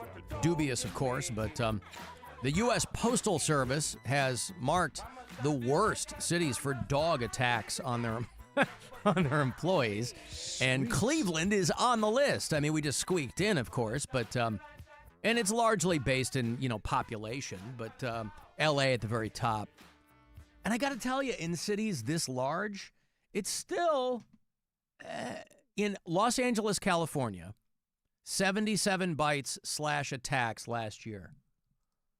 That's a minuscule number of, how many, not to, listen, if you get bit by a dog, that sucks. Yeah, I was going to say, not if you ask the guy that was No, bit. I get it, but Houston, Chicago, St. Louis, Cincinnati has more than we do, but we came in at number 8 in the top 10. San Diego and Denver. Numbers 9 and 10 there. So listen, if you are an employee with the United States Postal Service and you're out there and you're walking your route, obviously, I assume that these men and women carry pepper spray or, so it's obviously a very real threat. Last year alone, obviously that's just in one city, the 77 in L.A. Use that as an example, but they were looking at 6,000 cases last year. So Postal Service is trying to do this like National Dog Bite Awareness Campaign, or NDBAC, and that starts June 1. Because and you can expand this now to Amazon drivers. They have to contend with this all the time. Our buddy Chet, contend with this all the time. It's not just mail carriers. There's a lot more people dropping things off at people's houses these days. And they're always having to contend with people who don't have their dog in a yard. There's stories of like having to get someone's signature, so you knock on the door and they don't keep the dog inside, so the dog runs out. And then it's bedlam. Do you think pepper spray would stop a dog? I don't know. But what else you have? Like, you can't carry a nightstick, and you can't have a taser and beat the hell out of it. I mean, people would flip out. The only thing I've ever seen... But it's on them, by the way, if they're not keeping their dog restrained. But like in all those videos, the only thing you ever see work, like the guy sticks his thumb up the dog's ass, and then it's let's go with a little dog. That's what Rich in Jacksonville does. That's what they say He goes, works. who wants daddy's thumb? He didn't specify that it's just humans. Yeah, it works at the sex club, but he's also doing it out there with dogs, too. We played that video not long ago. There was that big dog that was biting on that little dog, and the guy just ran over and shoved his thumb in the dog's ass, and he let go of the puppy. Like Midtown Manhattan, I think, right? A guy walking with a couple of pits, and it's just attacking this chihuahua. And he just, whoop. Yeah. I mean, think about it, right? I mean, you'd let go, but you also too. have to, if a dog is thrashing around, how are you going to manage to get your thumb in its ass? Fido, sit still. Hold on. Get my thumb in your butt. Yeah, you're restraining the dog. If you've been able to restrain it, then you don't need to do the thumb. At that it's point, the jaws, because they won't let go. Yeah. That's what it is. That's why you got to hit him with the thumb. Yeah. Yeah. I mean, I'd drop whatever I'm doing, too, if somebody shoved their thumb in my butt. Listen, I've dated some crazy girls back in the day, right? Every once in a while, you got to give them a thumb.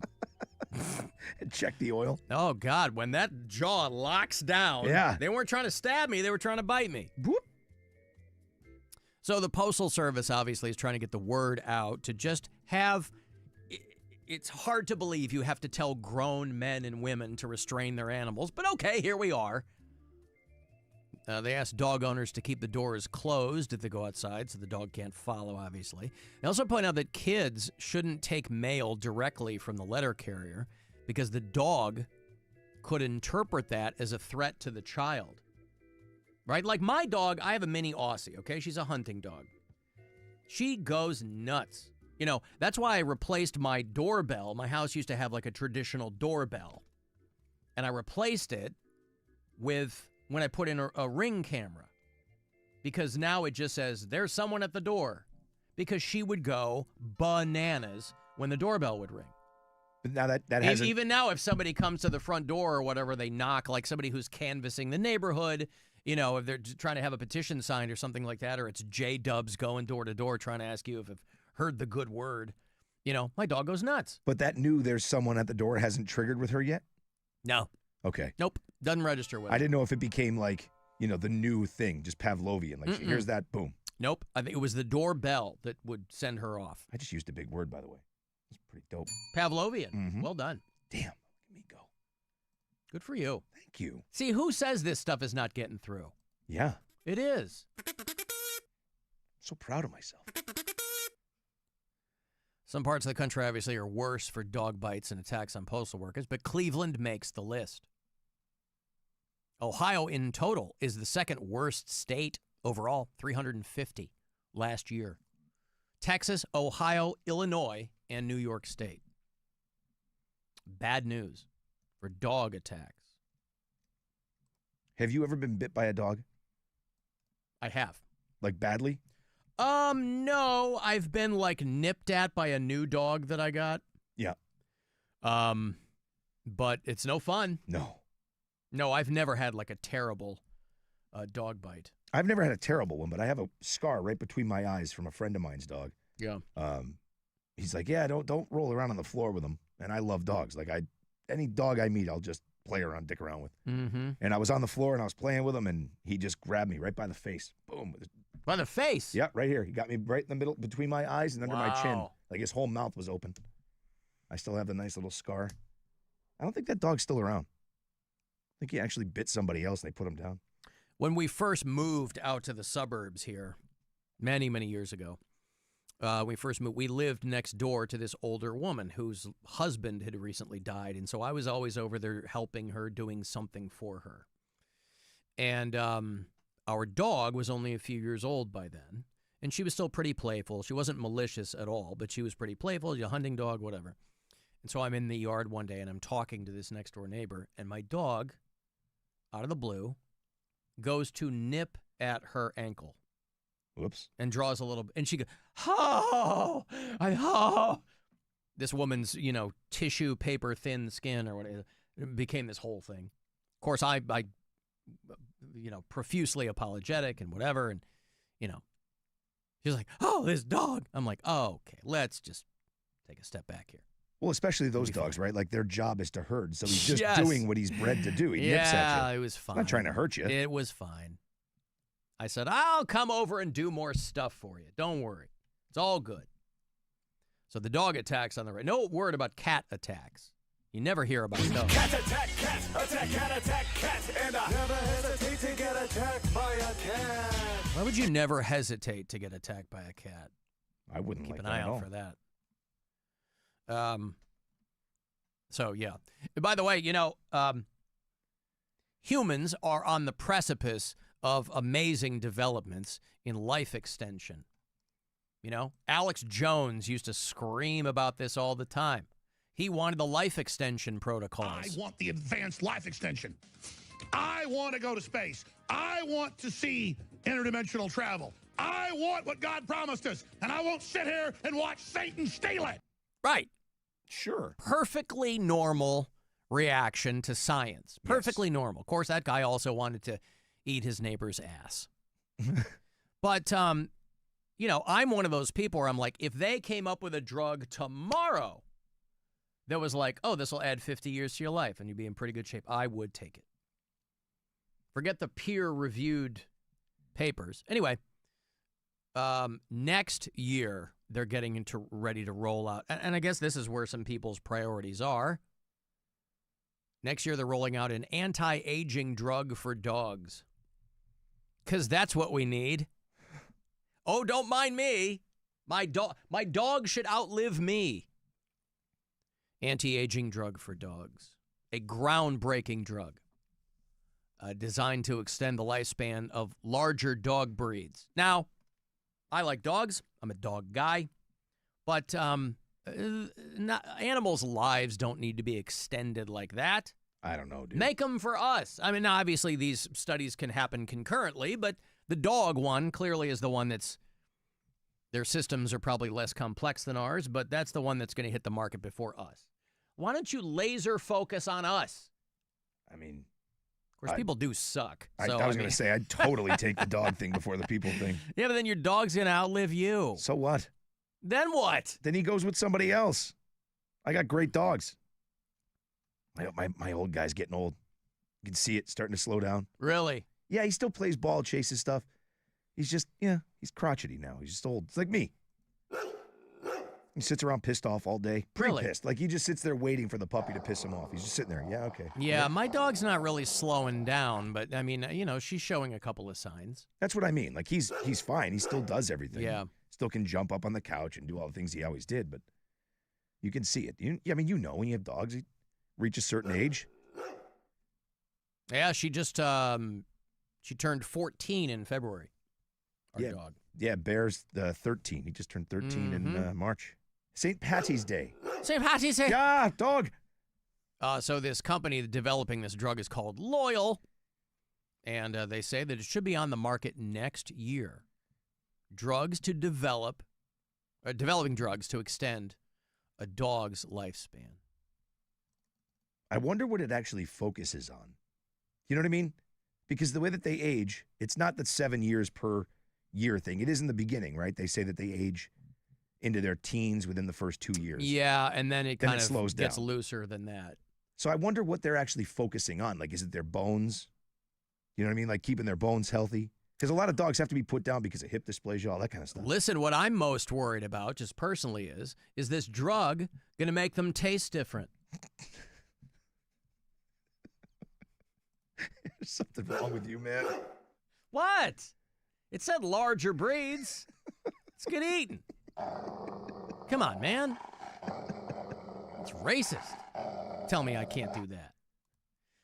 So yeah, it's some people argue and I don't know if it's an ethical concern, but it sounds more selfish than anything else. Some people are along the lines of, well, the reason that we love dogs so much is because we know that our time with them is limited. But that just sounds like sour grapes to me. That's not why. We love dogs because dogs love us unconditionally. There's nothing that you could do that would make a dog not love you. As long as you're not, abusing. Whatever. Well, that's what I mean. A lot of people do that. Do.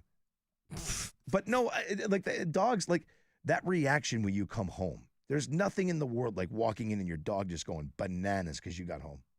I love that. I love that feeling. So, bottom line is, your dog is going to live to see Grand Theft Auto 6. We won't. And we will not.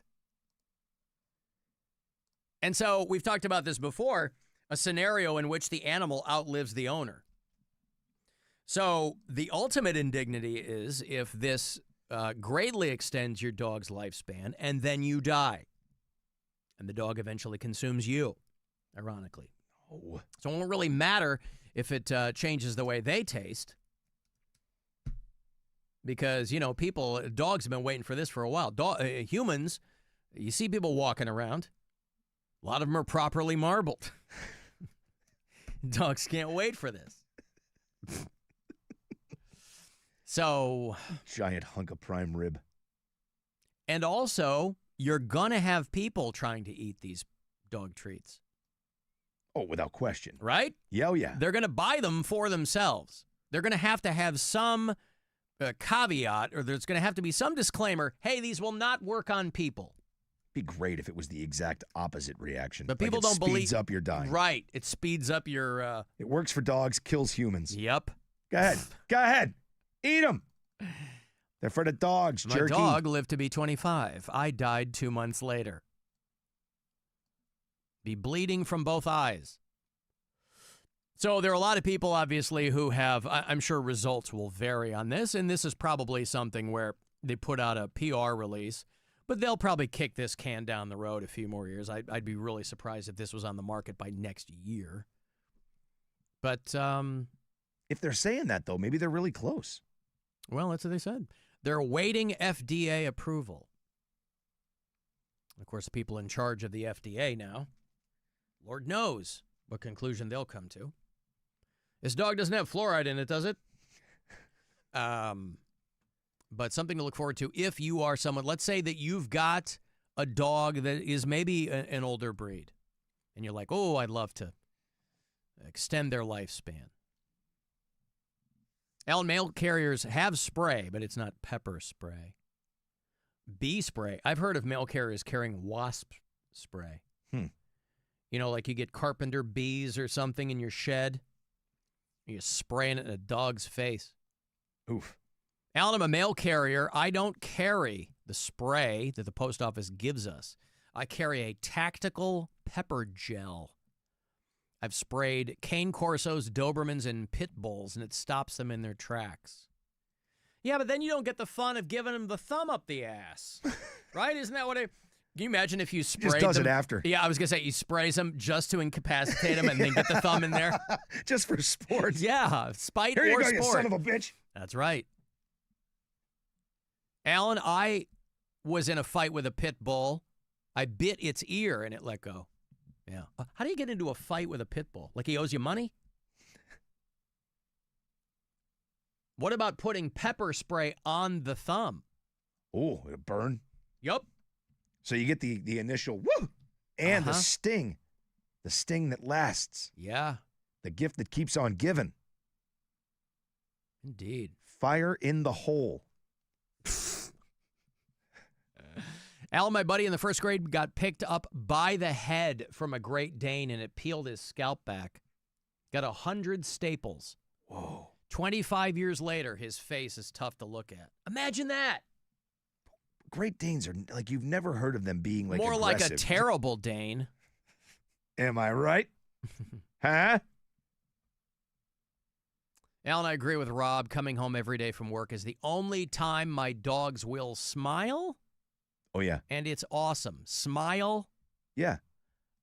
Your dog doesn't do that? Dogs don't smile. They do. They make a weird face that we infer is a smile. Okay. So why do you got to take that away from the guy, Alan? It's a smile. Because a smile is a very specific, intentional thing on the part of people. We anthropomorphize these animals. I understand it. Listen, I love my dog. But when I come home, my dog goes nuts. Yeah, it's great. But it's like, you see me all the time. I was just here this morning. But again, remember, the smile of your infant baby is gas. Yeah, that's right. So don't... That's why they got, baby smiling. I go, no, it's not. It's gas. And then they fart and they go back to crying. Yes, that's why they call me Captain Fun. I like to disavow people of these notions. My dog smiles. Look at this baby. I go, it's not smiling. It's farting. That's why it's happy. Don't you smile when you fart? Because you're happy? Dogs don't smile, babies don't smile. Dogs smile. I'm going to stick with dog smile. I need that to be true. Yeah. Well, hopefully it lives a long and healthy life. It must be, and I bet you it's something that, like, once it comes out, you probably have to start it when they're puppies. Like, if you have an old dog, giving it to them now, like, the toothpaste is out of the tube, right? Like, you're not going to stop it from aging at that point. But I bet you if you start it when they're pups, you'll extend their lives. Alan, are you sure he didn't mean fighting pit bull? Not the... Fireball. Maybe. Pitbull seems to be a pretty affable guy, though. I don't know if he's getting a lot of fights. Dolly. I can't imagine he would want to wrinkle his suits. Mr. 305. He's Mr. Worldwide. Alan, what would it sound like if David Lee Roth was bit by a dog? Oh, God, I'm running. He can't get his thumb out fast enough. Oh, God, I'm running. Oh, no, there's a dog chasing me. Woo! Oh. Dave, are you okay? Yes, I am. Oh, God, I'm running. What sound did the dog make when you put your thumb in his ass? And then he smiled.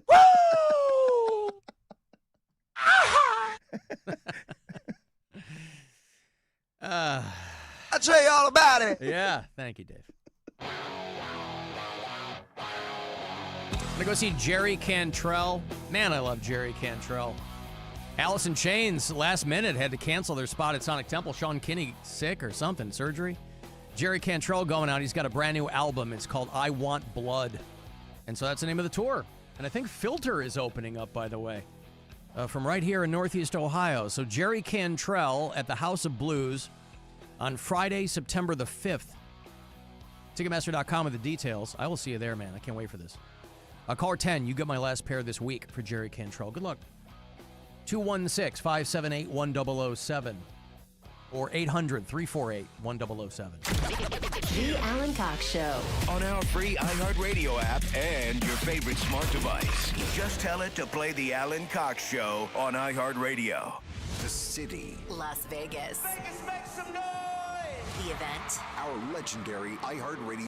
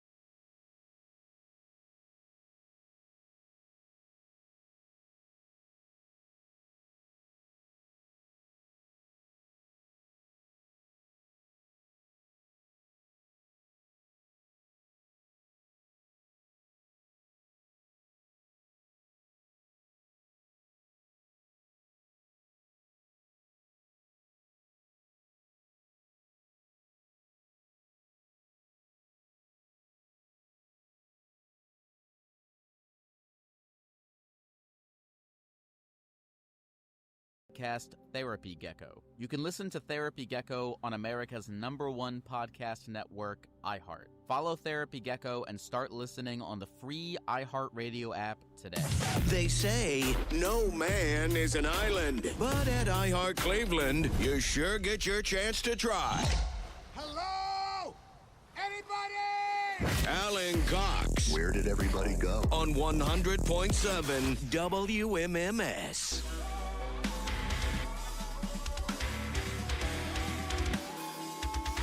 Oh, boy. Now, here's a great band. Ocean's 8, Alaska. Great British band. Drummer named Chris Turner, who's a friggin' beast. We've played them before on our metal show. It's called 2 Hours to Midnight. We are back tomorrow night with another 120 minutes of nothing but metal. So if that blows your skirt up, I hope you will join us. It's me and it's Corey Roddick and Pat Butler. I didn't realize I was the only one of the three of us that didn't go to AC/DC. Yeah. I thought Pat was the only one who went, but Corey said he went too. Yeah, he went to that thing they opened up at House of Blues, too. They had like a Right. shop. Yeah. Yeah. It's pretty awesome. So tomorrow night, 10 o'clock, it's called 2 Hours to Midnight, and it is 120 minutes. Every week, Corey and Pat and I will play a lot of local metal, play brand new stuff. I've got brand new music tomorrow night from a band called Lord Belial. I've got local metal from a band called Drop to Zero. We're going to play some classic Judas Priest. Another local band called Iron Bitch. How does that grab you? Periphery. Those guys are opening that Coheed Mastodon show tomorrow night in Youngstown. If you're going to that, get there early because Periphery is legit.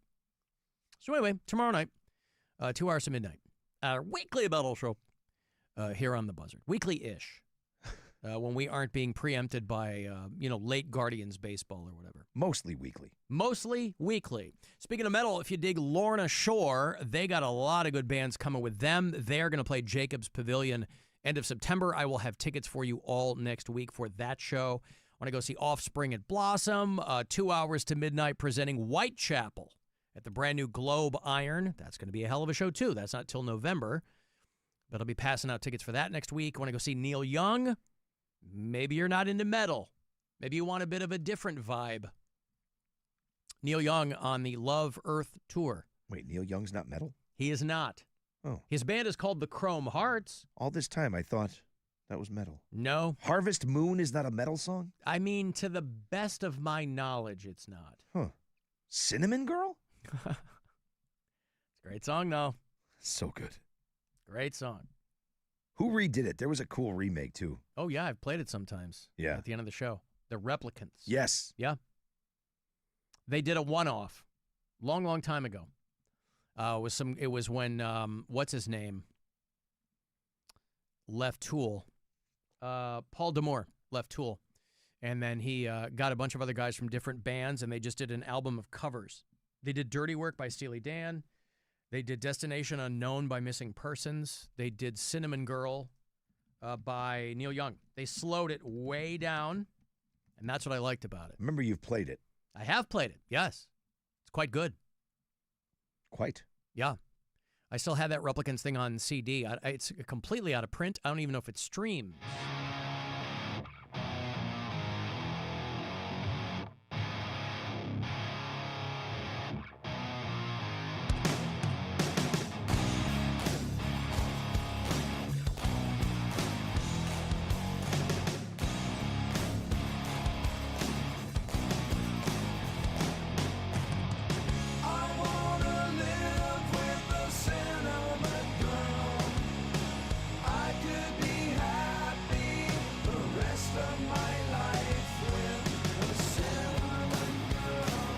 Good, right? Very. Yeah, I like it a lot.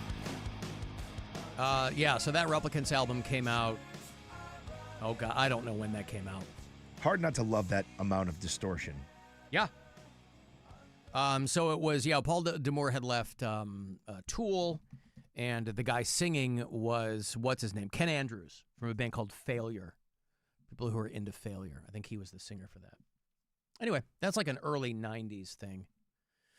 People texting me in the break, of course dogs can smile. They cannot. Not in the way you and I do, right? If a dog shows their teeth and they look like that's a submission signal. That's them telling. It's like when they lie on their back. They trust you, right? That's how I get my dog to calm down. I say, belly rubs. She knows exactly what I'm talking. She hops up on the couch, lays on her back. That's a submission signal. So like when you scratch your dog's ear or whatever and they give you that look and they show their teeth a little bit, that's not a smile like you and I are smiling. That's all I'm saying. It looks like they're smiling. Super cute if you're making a calendar, but they're not smiling in the intentional way that we are. Can you just let people have this? They can have. Me pointing this out is not keeping people from deluding themselves, all right? Johnny naysayer. I'm not. I'm just saying it's something either is or isn't. It is. And dogs don't smile like we do. To them, it is. Jake C. said you should. No, to us it is. A dog doesn't know what they're doing. Maybe they do. They know. Listen. Okay. Yeah, go ahead. Yes. You know, my daughter asks me all the time, hey, do you think Juno, blah, blah, blah? I go, Juno doesn't even know she's alive, okay? She doesn't have, you know what I'm saying, though? Like, an animal doesn't know it's alive. They don't know what that is. They don't know they're going to die. They don't, all that kind of stuff. I wish I was an animal then. So me pointing these things out should not in any way diminish people's enjoyment. I don't love my dog any less because I know that she doesn't, People are like, my dog's super smart. I go, yes, for a dog. Your dog is, Aussies are a real smart breed. She's real smart. For a dog, right? She's not doing calculus. I love how this is where you plant the flag. This is the thing that you got to dig in on. Oh, I love it so much. Yeah. Hey, I was saying, DJ Jake C said typo negative covered it too. Yeah, but I don't care for that version. I didn't know they did it. Yeah, they did. It's fine. I'm not as big of a typo fan as a lot of other people are. Yeah, I'm not either. Very monotonous to me. I didn't know they did it.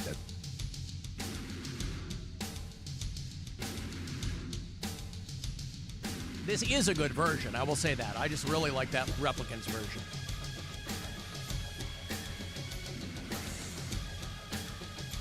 Got to get there, homie.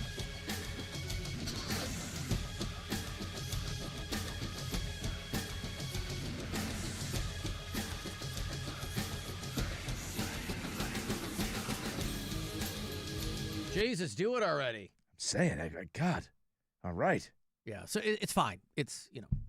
Very typo. Correct.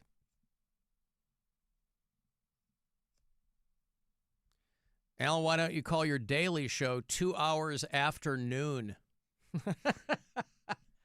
Because I'm a raging egomaniac and I need my name in the show, okay? You could do that. It's been that way for 30 years. Do that with featuring Alan Cox. F-E-A-T Starring. dot. Yeah, like a rap collab. Starring Alan Cox. Starring. Boy, that's overplaying it. Guardians baseball tonight, by the way, 7:10 is your first pitch. They're starting the weekend series against the Angels. They hop from one L.A. team to the other.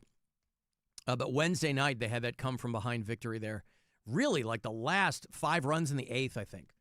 And so they ended up 7-4 over the Dodgers, avoiding the sweep. So they start up against the Angels, Angels are a little bit underwater. They're a below 500 team, but we'll see what happens. So 7:10 tonight, 6:40 is when the pregame coverage will begin. If you want to get yourself some appropriate gear at CLE Clothing Company, tomorrow is your very last day to use the promo code FLOWERS. I'm not sure yet what it will be for June, but when we're back here on Monday, of course, I'll be able to tell you what that is. You just concern yourself with today or tomorrow and use flowers for 20% off. Sergeant T listens to the show pretty frequently.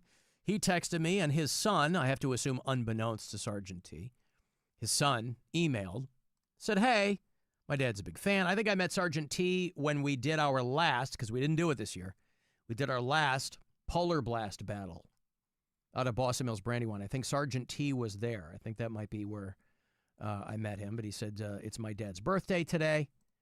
He is turning 69 years old. Nice. And he pointed out that both of his parents died at 68.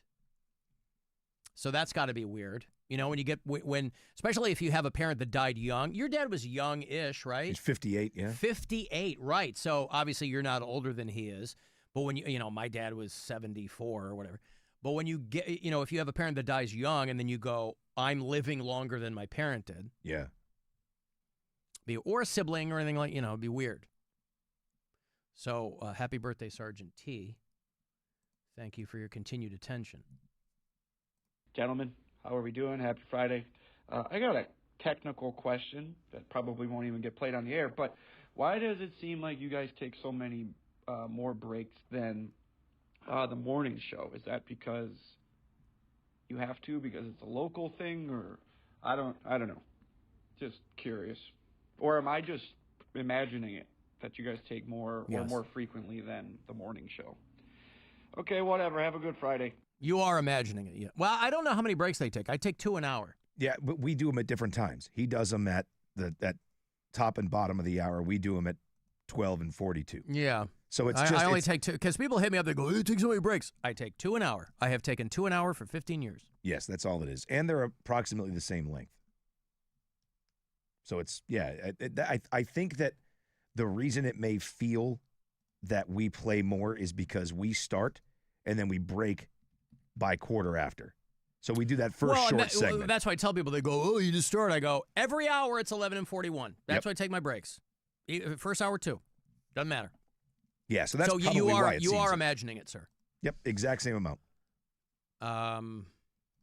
Yeah.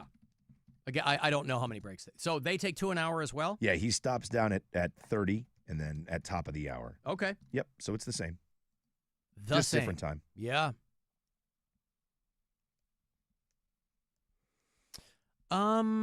Let's see. What else? I'm just looking over these messages here. Dogs can't look up. Huh? Like phone numbers and stuff? Or yeah, dogs can't, they can't point their face to the ceiling. They can't look up. Of course they can. No. If you hold the treat over your dog's head and it tips his head back, that's looking up, isn't it? Is it? Yes. I do it with my dogs all the time. So why are people saying then why I'm are gonna they take a video right now. Hey, kids. Well, you know what it is? I think that dogs can move their eyeballs up and they can move their head, but I think maybe they're talking about range of motion. Like in the way, again, I hate to point out, this is what separates the canine from the human. Maybe they're talking about like range of motion. But yeah, you're right. Your dog, same thing. I'll hold the dog's treat and my dog will, she'll sit. If I hold a treat, my dog sits. Yeah, maybe they just mean they can't look up without moving their head. Maybe. I mean, I can barely do that. You barely move your head. Well, yeah, right? Like try to look up. You can only go so far. Speaking of dogs, by the way, I was reading about let me get my information correct here. Where is this? I was just looking at it. There was an animal. Okay. There was an ice cream shop in Michigan. One of our bureau chiefs there in Jackson, Michigan. It's primarily a prison town, by the way. You'll see if you ever spend any time in Jackson, there's a lot of those signs next to the highway. Do not pick up hitchhikers. There's a place called the Parlor of Jackson, and it's an ice cream shop. One of those, their theme is kind of old-timey. And the general manager went into the business's back garage and found several dead dogs in the freezer. Boy. They found skinned animals without heads or paws. They found a rare rodent, and they found some meats and sausages, and they're trying to figure out what the hell is going on over there. They got an anonymous tip that the freezer, quote, might have something in it. And so this was a restaurant that had changed hands. And so they were going through some old kitchen equipment, and they were going through some things that the previous owner had. And they found a whole bunch of skinned animals in the freezer. Now, listen, They're making ice cream out of amazing things these days. You can get broccoli ice cream. You can get potato ice cream. You can get all kinds of things. It's mostly based on a dare. But I've never heard of animal ice cream. I certainly hope that's not what they're using it for. Yeah. I mean, these are owners that bought this place, and they're trying to restore it to its former glory, I have to assume. People have a real affection for, like, these old-timey kind of places. They go, we're going to buy this. I grew up here, and I used to go get canine sausage ice cream with my family as a kid. Extra whipped cream. And I remember there was a girl that I was in high school, and she was a couple years older than I was. And I was so smitten with this girl. And she was a waitress at one of those ice cream things where it was like they would bring the giant sundae out to people with the sparklers, and they had like the boater hats. Yeah. These are like these, I don't remember what they're called, but like these old-timey ice cream places. And, she was so foxy. They just go like a parlor, right? Like an ice cream parlor. Like a parlor. That's what this place is called, the Parlor of Jackson. The parlor. Hey, get over here, extra whipped cream for my ice cream at the parlor. Oh, dude, come on over. Great deals over here at the parlor. Get a root beer float, dude. I mean, closest I can think of, and they don't have any weird costumes or anything, but like Mally's, they closed the one out by me, but it had an ice cream, they had ice cream counter in the back, and it kind of had an old-timey motif, I guess. Yeah.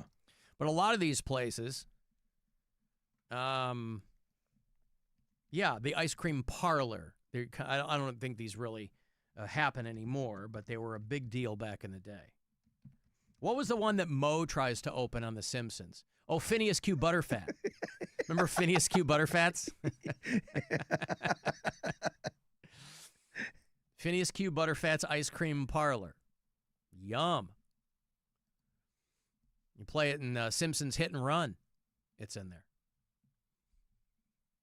But yeah, they don't really, I don't know that they have play. Well, anyway, this place is trying to figure out why the hell there are animal carcasses in their freezer. News! Well, I wanted to wait for your mother, but okay. I found an apartment and I'm moving out. Oh, no! Becky, I think I speak for all of us when I say, when's the ice cream gonna get here? And God said, gather ye two of every flavor. Anoint them with 62 sauces, whipped cream and nuts. And ye shall call it the Ark!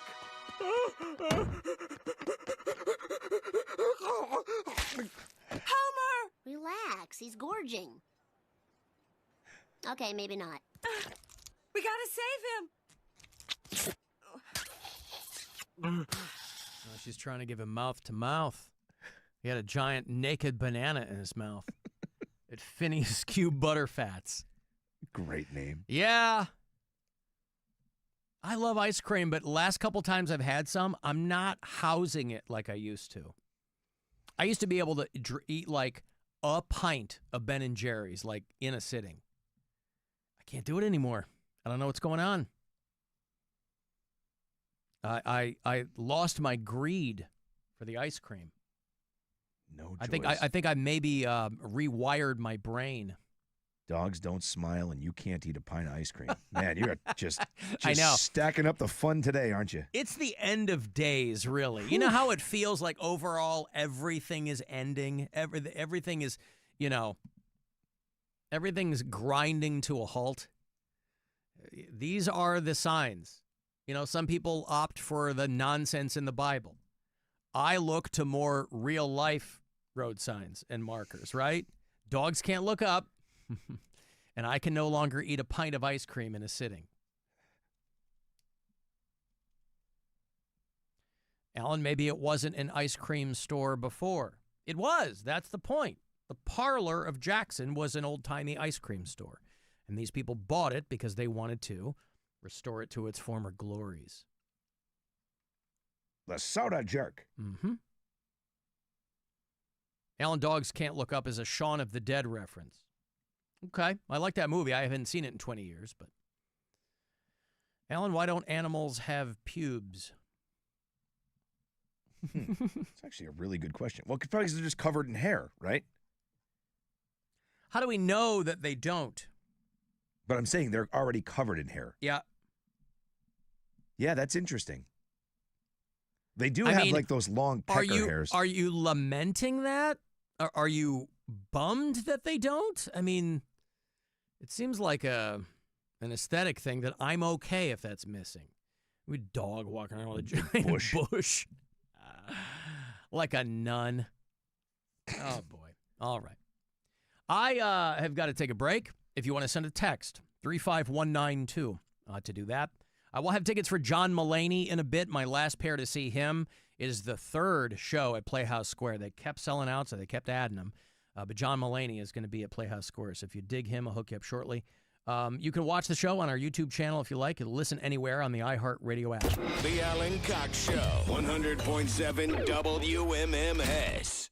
We got stuff. You want stuff.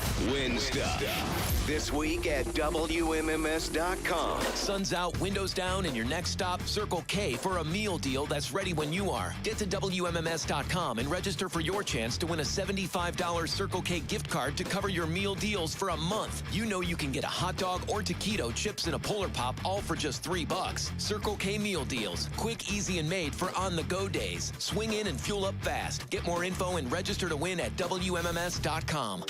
Hey, it's Doogie here for the pros in bathroom remodels. Premier Home Pros. Now, they're considered the pros in bathroom remodeling because they're fast, high quality, and hassle-free. But did you know that they're also pros in saving you money? Just go to premier-homepros.com. Go there right now. Tell them you heard it on Rover's Morning Glory and get a special offer of $2,000 off of your final order at the time of purchase. Don't wait, because that's $2,000 off of your dream bathroom at premier-homepros.com.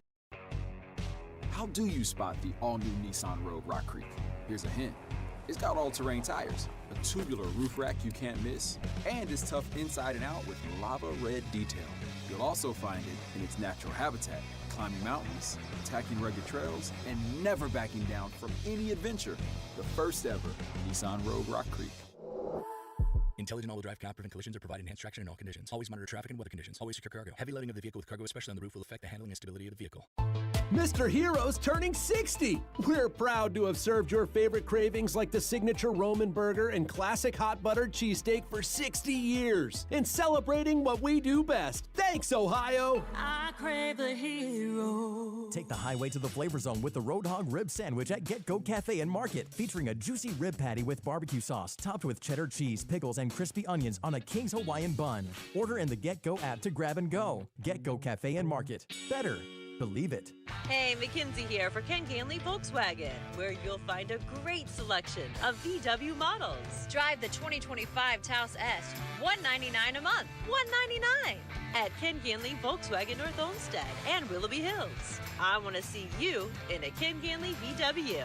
39-month lease, $39.95 down, 7,500 miles per year, plus tax, title, registration, and dock fee with no security deposit on approved credit through VCI. Sale price $26,159, VIN 3BB 5C7B 20SM050659. Hey, it's Alan. Want to win a trip to L.A. to compete for a chance to win tickets to FIFA World Cup 26. The Michelob Ultra Soccer Shootout. Round 1 tournament starts next week. Contestants with the most points in Round 1 will move on to Round 2. Got to be 21 or over. WMMS.com for all the details. Rocket.com is the new home for all things home ownership. Whether you're buying your first home, finding your next one, or unlocking home equity to fund one of your dreams, there's only one destination that has everything you need to get started all under one roof. Get started today at Rocket.com. Rocket. Own the dream. Get 20% off your stay at Seneca Allegheny Resort and Casino. Plan your luxurious summer escape now with our Plan Ahead and Enjoy package. Book now through August 31st for a luxurious stay at Seneca Allegheny and lock in our lowest rates of the season. Enjoy luxury 4-diamond accommodations, world-class gaming, exquisite dining, and more. Get your room before it's gone at SenecaAlleghenyCasino.com. Seneca Allegheny Resort and Casino. Nothing else comes close. So, I was just parking my car, and then I saw you. The gecko. Huge fan. I'm always honored to meet fans out in the wild. The honor is mine. I just love being able to file a claim in under 2 minutes with the Geico app. Well, the Geico app is top-notch. I know you get asked this all the time, but could you sign it? Sign what? The app? Yeah, sure. Oh, that means so much. Oh, it rubbed off the screen when I touched it. Could you sign it again? Anything to help. I suppose. You're the best. Get more than just savings. Get more with Geico.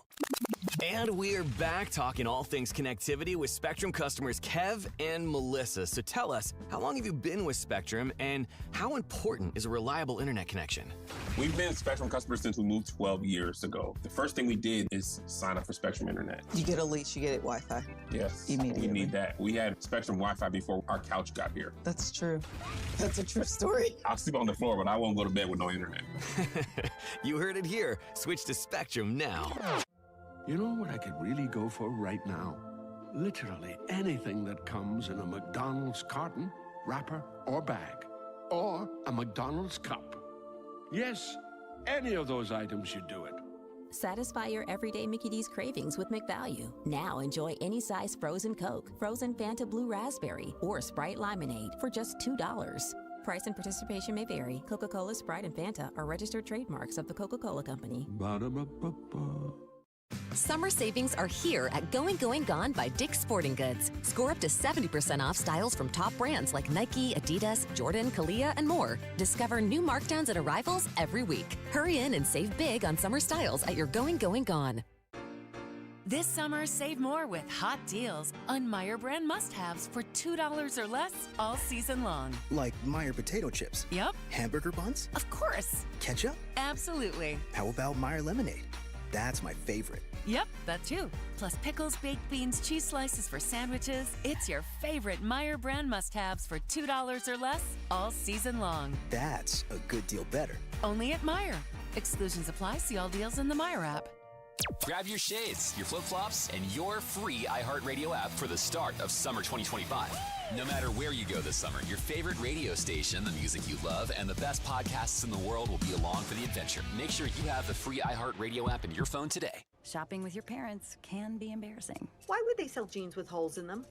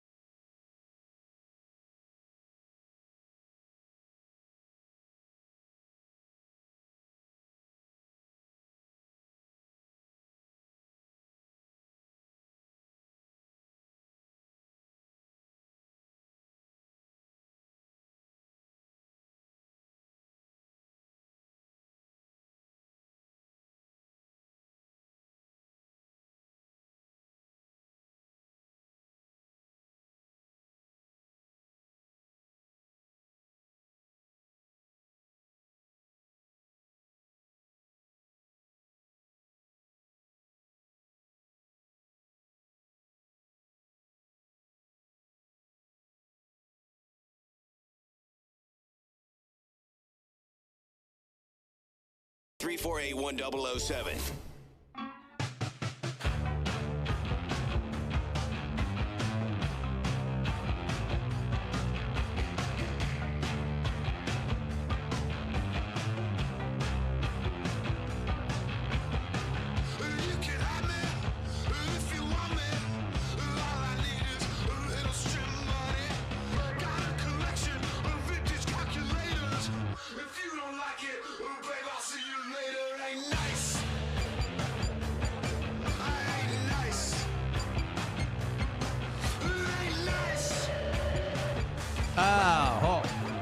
Guardians baseball tonight.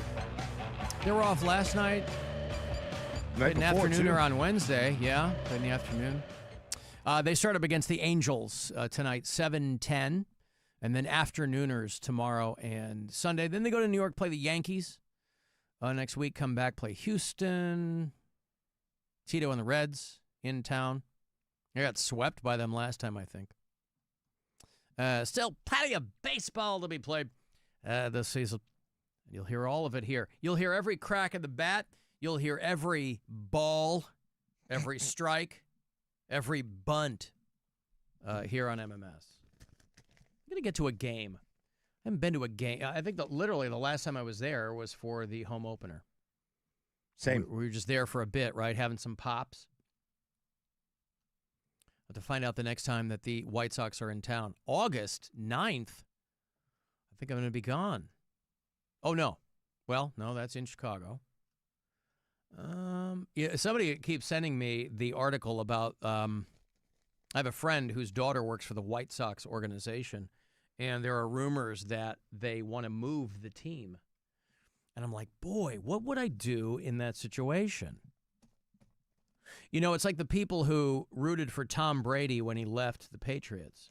I have a friend like that. She loves Tom Brady. So she became a Buccaneers fan. No. She's a Tom Brady fan, right? She lives in Pittsburgh, so it's not like she lives in Boston or anything like that. She loves Tom Brady. So she was a Patriots fan. And then he went to Tampa. She became a Buccaneers fan. And so I'm like, what would I do if the White Sox left Chicago? I couldn't just become a Cubs fan. It would feel so strange to me. But that would be my home team. Or you could follow them, I guess. That's what well, my that's the brother thing, did. too. I'm going to root for the Nashville White Sox. Like, I don't know, man. It feels weird. Again, these are not life-changing decisions, but it is interesting. I've never had a team relocate. My brother was a Hartford Whalers fan. Yep. They moved to Carolina. Yep. So now he's a Carolina Hurricanes fan. Hurricanes Has been fan. since the 90s. Okay. I was like, no goddamn way. Well, now again, I think it's highly unlikely they would move the team, but I don't know. They might be motivated to do so. I don't know. You know, they are. Chicago has always been a Cubs town, even though the White Sox won the World Series first. But I don't know. The Nashville, I just throw Nashville out there because I think that's one of the cities that's always rumored to be looking for an expansion team. Nashville's blowing up. They're like, oh, we like it. There's a handful of cities that are looking for MLB expansion teams. And Nashville is always on that list. Several cities are being considered for potential expansion teams. Charlotte, Montreal. They used to have the Expos. Expos, yeah. Andre Dawson played for the Expos. Be cool to bring that back. Nashville, Orlando, Portland, and Salt Lake City. They're also discussing cities like Austin, Sacramento, and Mexico City. Sacramento has a team right now they don't want to keep. The A's? Yeah. Yeah. So I always think of Nashville because that seems the most likely if they're going to, as far as expansion and growth, it seems the most likely contender to get a Major League Baseball team. And so if my team were to move, what would I do? What would I do? They got a spelling bee champion last night. Let me hit this for you real quick before I get into this. Nerd alert! Nerd alert! Nerd alert! Yeah, what do you want from me? Faizan Zaki wins the Scripps National Spelling Bee. He was last year's runner-up. So, boy, you know his parents were crawling up his ass. Oh, yeah. To win this year. It is weird. I mean, it's there's nothing wrong with it, but it is interesting to me. You know, when I was a kid and I was winning regional spelling bees and things, it was kids that looked like me. And now it's all Indian kids. And obviously, in the 40 years since, there's been a lot more families have come over. Those families are very, very intent on, you know, anybody coming from immigrant families, you know this. They're very intent on, like, education and making their way in this culture. And, you know, we didn't come over here to dick around, that kind of thing. He was last year's runner-up, and he won with the word éclaircissement. Is that how you pronounce that? Éclaircissement. Oh my It's French. I don't know what that word means. A clearing up of something obscure is how it's defined. He had a chance to win in the 8th round, but he flubbed his word. Camelina. Again, this is what I'm talking about. You get pages and pages of words that you've never heard before. You have to know how to spell them. You have to know what they mean, so you can go, can you use any sentence? But again, in my experience, after spelling bees, you never use any of these words again. You think I use weird words. I'm not throwing around éclaircissement. Yet? Well, I will now. Now that I know what it means. Now that Faizan Zaki got me hip to it. Anyway, he comes back, wins the whole thing, $50,000 for the Scripps National Spelling Bee. So congratulations to Faizan Zaki. I saw the story. Which I made for dinner the other night, and it was delicious.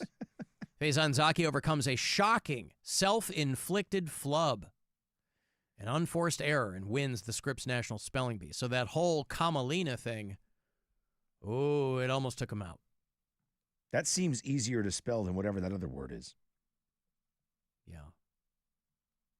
Like Kamala. He never misspelled a word in any other spelling round. He misspelled the word in the lightning round tiebreaker. But what a loser. He's a 13-year-old from Allen, Texas. No relation. And it came down to him and 2 other Indian kids. And he won. And his second to last word he misspelled. This was the 100th year for the Scripps National Spelling Bee. And to their credit, that crowd of kids is way more diverse than when I was a kid. And you can probably chalk that up to maybe when I was a kid, there was a lot less access to certain kinds of education than kids might have now. But he gets $50,000. He said last year he didn't really prepare that much, and he came in second. He was the runner-up last year. I mean, runner-up, you're probably getting $10,000. Did you believe that, though? This year I didn't really prepare. So he said this year he overcorrected, and he focused on speed, and that's what kind of jammed him up with the word he misspelled. I only spent 9 months preparing last year. This year I spent all 12, so I'm much better. I guess that's a sliding scale. But I mean, people hire coaches to walk them through this because there's $50,000 on the line. You're not going to leave that to chance. His parents said he was having a good time doing what he loves, which is spelling. Oh, my God. His father said he's the GOAT. Did he? Yeah. Doesn't that have a whole His different father, meaning for Indian people? Zaki Anwar, said, my son's the GOAT. That doesn't have a different meaning? No, greatest of all time. No. Okay. He's really good, man. He's been doing it for so long, he knows the dictionary in and out, is what he said. The spelling GOAT. At which point his son said GOTE, and they immediately removed his $50,000 grand prize check. An 11-year-old 5th grader from Dunwoody, Georgia, that is, fun fact, the hometown of one Ryan John Seacrest, ultimately finished 3rd. And these are kids who are in that National Spelling Bee every year. Second place prize, $25,000, is what this kid who won this year got last year. So over the course of 2 years, he's made $77,500. What did he do with his money last year? He bought a $1,500 Rubik's Cube. Oh my with These are nerds. We are nerds. Spelling lovers are nerds. Nerd alert! Nerd alert! Nerd alert! He said he'd donate a large portion of his winnings to charity. I thought this was all money like go to college. That's what I thought. Like when I won one of the Illinois state spelling bees, I got like $3,000 or $4,000, which is a friggin' drop in the bucket. That's nothing. It was nothing then. It sure as hell be nothing now. And this might surprise you to know, when I was doing them, they weren't any cooler. Nobody was high-fiving me. But my spelling bee friends and I, we knew we were part of something special. SPECIAL special. Is that why you got the love of the bell? It's very triggering. It's not the love of the bell. I'm compelled. The power of Christ compels me, Rob, to ring the bell. I didn't know if that's maybe what made you love that sound. Nope. No. I don't want to see a show called the Crips Urban Spelling Bee where they spell words from Urban Dictionary. See, that I'd be good at. Yeah. And I could do the definitions of all of them. Alan, when the Hartford Whalers were the arch rivals of the Cleveland Crusaders, my husband was a kid and still won't root for the Carolina Hurricanes. See? And good for you. And the other day you played your Blackhawks song, and it's nothing to Brass Bonanza. I mean, that Hartford Whalers song.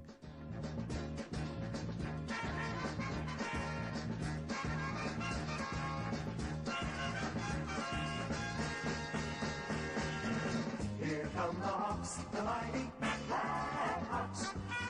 Take the attack, yeah, and we'll back you back. The Hartford Whalers song, Yeah. Brass Bonanza. They played this this was every goal, every Sounds time like a they scored. curse. Stop it. This was great.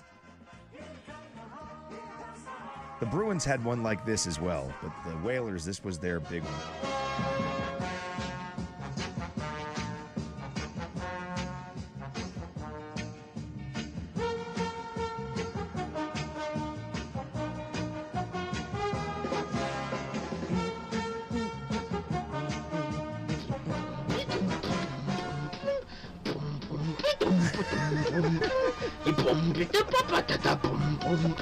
I ran to the supermarket late last weekend. I rode in the wind in every day. I hit the record button on my sound recorder, and I just can't just blurting out the words in my head, saying boom, boom, boom. There's no lyrics to this thing. We got lyrics in the Here Come the Hawks. You got a Bruins one, too. This was just that when they introduced the team, when they scored a goal. There's no lyrics. It's unnecessary. You don't need lyrics. Yes, you do. When you have a bop like that, you do not need lyrics. You got to have, But there was one. Bear down, Chicago Bears. You got to have, a fight song has got to have words of fighting. It does not. I kept waiting for the singing to kick in. All right. Go, go, go, go, Hartford Whalers. We love you with all our hearts. In this place with a new set of eyes can make you feel lost. Lost in this paradox with thoughts of doubt that does not need to. Can this kid even hear the song? He's not even singing along with it. Out to everyone in the dark. You have terrible lyrics for this song. It mentions nothing about hockey. Oh, God, terrible. Brass Bonanza. You got a real Brass Bonanza bringing this. Putting this up against Here Come the Hawks. Yeah, the Bruins had one too. I'm just saying this was fantastic. The Bruins, I think theirs was a TV 38 theme. I'm trying to remember. Let's Go Bruins? I don't know. I'd have to hear it. Let's Go Bruins. Let's go. No. Nope. This is all the stuff they're playing now. Oh, okay. Let's see. I've got it. Boston Bruins TV theme song? Yeah. This is it.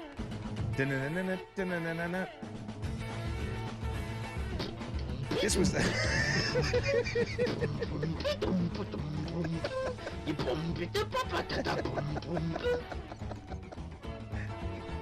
This was what they would play before the games on Channel 38 in Boston.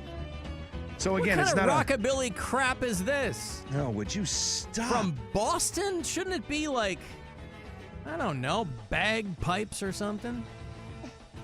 course, the music's not that different from Here Come the Hawks. Why was all the hockey music back then so jaunty? 70s, Why? right? Yeah, I guess, but it's not disco or anything like that. Yeah, this was every It's like single Emerson, game. Lake, and Palmer. Oh, boy. So what, Bobby Orr was out there doing a little soft shoe when that would play? Oh, yeah, man. Wow. That was every single game they would play that before they would, like, go to the announcers. You know what I mean? It would be like, okay, it's hockey time. That went for a long time. It's a hockey night in Pittsburgh. Yeah. When I used to do Penguins games, the great Mike Lang would get out there. And, yeah.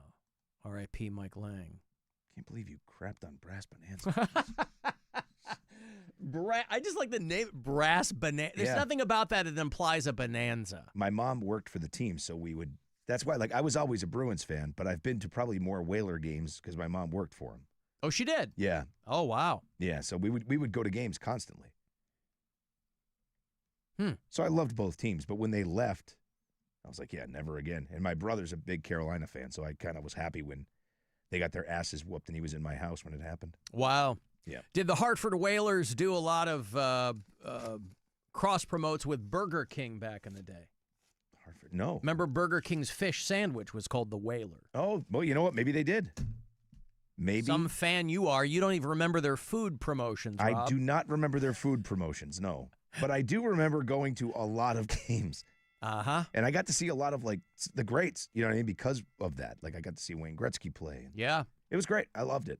So I'll always have a special place in the heart for the Whalers, and especially that song. Oh, what which a you song. love so of much. course, second only to the great Here Come the Hawks, the mighty Black Hawks. Maybe that's not what they're saying. Well, it is Chicago. It was. It's a bunch of women singing about. No, you'll PVCs. love who did it. You know who did the song? No. Dick Marks and his orchestra. No joke. His brother Skid was busy. Yeah, that's right. Dick and Skid Marks. Here come the Hawks. Maybe they weren't saying Hawks. Yeah, that's what I'm saying. Here come the Hawks. Song about BBCs. Yeah. That buddy guy just up the street. Dick Marks. Give me a break.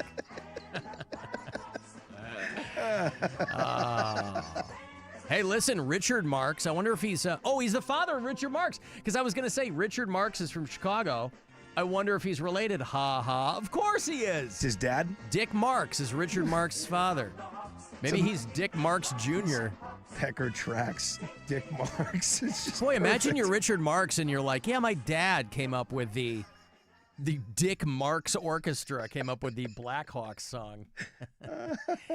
Yee. Oh, what a name. Yep. Oh. Hey, sing the Black Hawks song. Sing your dad's song. Not this right here waiting crap. Song was made famous by my dad, Dick Marks. Mm-hmm.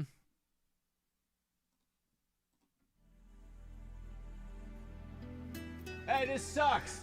Hey, do the Black Hawks song like your dad did. Hey. Boo! Boo, you Boo! suck. Hey, Lil Dickie Marks. Play the song your dad did. Boo! Who put ketchup on this dog? You're a bum. Oh. All right. Hey, want to go see John Mulaney? You know who John Mulaney is? His wife. Is he married to Olivia Munn? They just have a couple of kids. I think so, yeah. Yeah. Olivia Munn's getting buck naked with John Hamm in that new Apple TV show. Boy, she is foxy. But John's got a lot in his plate. He's got that Everybody's in L.A. show, the live talk show he does over on Netflix. This is the theme song, the old Wang Chung song.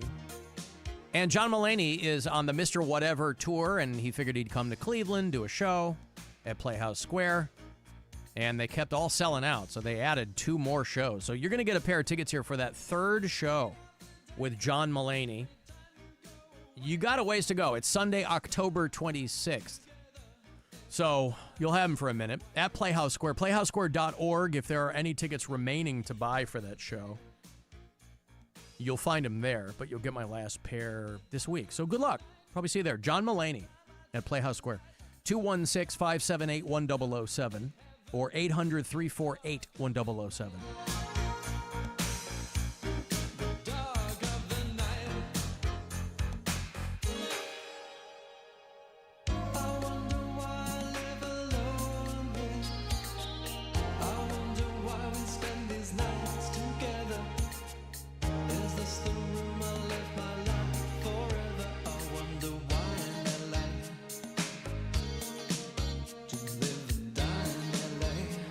It's the Alan Cox Show. On our free iHeartRadio app and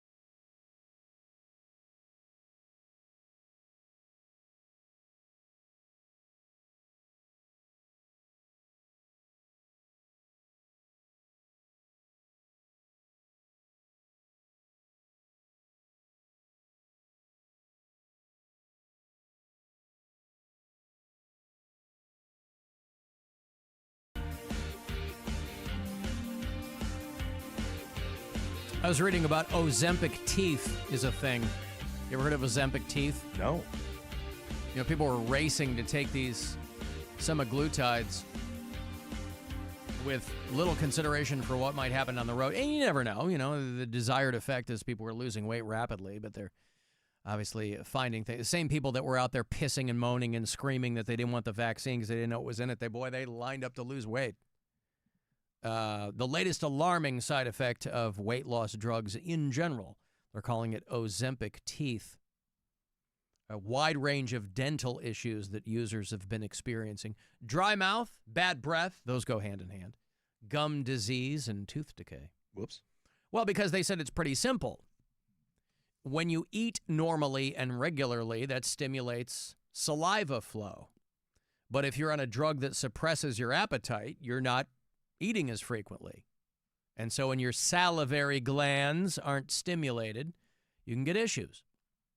I would think that could be mitigated by just drinking more water, maybe. I don't know. But they said that they haven't done these wide-ranging studies, but they're getting a lot of anecdotal reports from people that are on the weight loss drugs. A lot of them get dry mouth and things, and so you end up. So, law of unintended consequences is great news for dentists. I'm sure that dentists, for a while, or oral physicians in general, were like, oh no, what are we going to do? People are eating less. They'll be chewing less through the transitive property. And so they're like, yeah, you know, if your mouth is not creating as much saliva, that's part of your mouth's natural ability to clean your teeth. Of course, the most common side effects of those weight loss drugs, nausea, diarrhea, vomiting, all the fun stuff. It all just sounds terrible. The trifecta.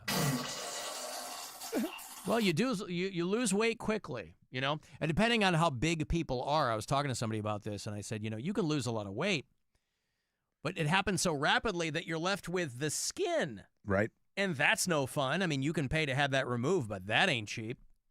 And so most people aren't going to opt for that. So it's like you probably look way better in clothes, which obviously that's how 90% of people are going to see you. But listen, people should do what makes them happy. But I guess Ozempic teeth is a thing. Is that all of those drugs, or is it specifically Ozempic? No, they said all of them because if it's an appetite suppressant, then your mouth just isn't doing the same thing. Alan, you guys are talking about team songs. You got to go back and find the Cavs song from the 70s was super funky. You ever heard Come On Cavs? No. A guy named Larry Morrow wrote it. I don't know if he also sang it. He was a DJ here in Cleveland a long time ago. He might still be on the air. I know Cleveland Magazine a few years ago did a thing called, you know how they do 40 under 40? They did 8 over 80. Wow. And Larry Morrow was in there. He's like 86, 87 years old. Come On Cavs was the mid-70s Cavs song. Come on, Cavs. Gotta make it happen. Come on, Cavs. Gotta make it happen with your fast break action.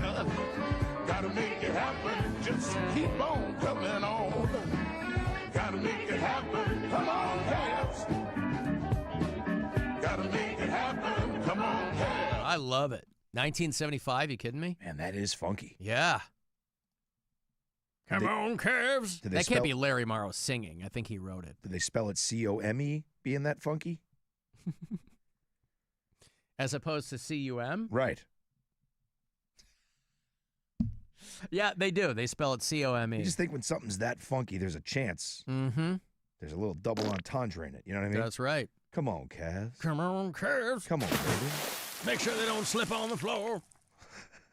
1975. Good work. Congratulations on that.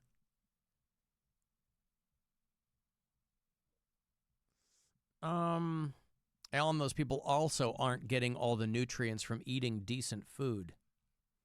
Well, I don't know anything about that. I mean, you know, and they also said that these drugs suppress more than your appetite for food. I mentioned this a while ago in passing, but I was listening to a guy talking about how these GLP-1s, everybody talks about how AI is going to upend life as we know it. And he said, and that's true, but these GLP-1s are going to be an atom bomb across the entirety of the world economy because there's a domino effect. There's so many things that are affected by weight loss drugs. You know, especially when they find out that it rewires a part of your brain that just is that handles addiction in general. So people aren't only eating less, they're gambling less. They're less compulsive in their behaviors, or impulsive maybe.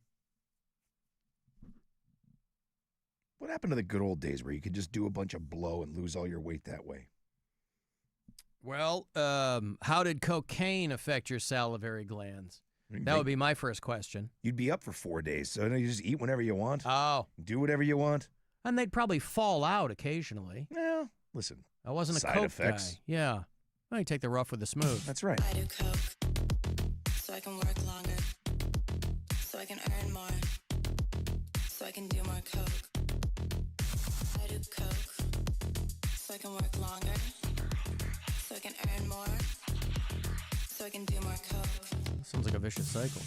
Hey, speaking of your Cavs, they are talking about major shakeups over there. Yeah. An all-star trade proposal. You know, there are a couple of guys over there who obviously are untouchable, right? Your Donovan Mitchell, who else? Evan Mobley. Evan Mobley, there you go. They're saying those are the only two of the core four that they wouldn't even consider. Well, that's what they're saying. They're talking about, will they deal Darius Garland or Jarrett Allen in the offseason? And they think that at least one of those guys, it's inevitable that they'll send them somewhere. Well, only because of where they're sitting with that, with salaries, right? Right. They're going to be $10 million above the second apron. So, and that's before they even talk about Sam Merrill or Ty Jerome. So I'm with you. I think they're probably going to have to make some kind of a move. No one's taking a home team discount, I don't think. Well, and you also get a ton for a guy like Jarrett Allen. For sure. Or Darius Garland. Yeah, either one of those guys. But I don't know. It has to be the perfect situation, too. Because, I mean, you're not just going to get rid of these guys to get rid of them. Right. You know, so if it's You're a looking win, for a good deal. Exactly. And by good deal, you're talking about like Jonas Valanciunas. Sounds right. And Terrence Day. So somebody was like, theoretically, let's say you send Jarrett Allen to the Kings, right? Tristan Thompson's old team. In exchange for 2 dudes, 3 first-round draft picks, and you save a bunch of money. Yeah, I mean, okay. But that's not necessarily – they have Donovan Mitchell, and Donovan Mitchell wants to win the championship here, right? So I don't see them doing something that's going to benefit the team the year after or the year after that, right? It has to be something that's going to work right now because they want to make sure he stays here. Right. So it's got to be something that if they move either one of those guys, they're going to have to bring somebody in that's equal to what they think that person's potential is. You mean like Jonas Valanciunas? Mm-hmm. Okay. Sure. Yeah. He's a big man. Could be very good for the team. Yeah, he could be our first Jonas. There's so many rumors. They've talked about Orlando. There's all these different. Obviously, no one knows what the hell's happening behind closed doors, right? And it's all speculation. Maybe nothing happens, but it's screaming that something probably will. And why do those doors have to be closed? I mean, they could just as easily do these things with their door open. They could. You know, I mean, everybody who's in there is going to know. They're not trying to keep it from other people down the hall. They know what's going on. They have to be actively involved. You think you'd want to keep your door open so there's more ease of communication. Why does it all have to happen behind closed doors? It's a metaphor. Oh. I'm sorry? It's just a metaphor. I don't know what that word means. Nevertheless. Maybe they are open door policy over there. Alan, I'm a diabetic. I've been on Ozempic for 10 plus years, and I have had none of those side effects you talk about, and I lost 40 pounds. I wonder if the diabetes, because remember, these are diabetes medications, right, that have been around for a while, and poor people that are on, that need these medications and couldn't get them because everybody lined up to lose weight.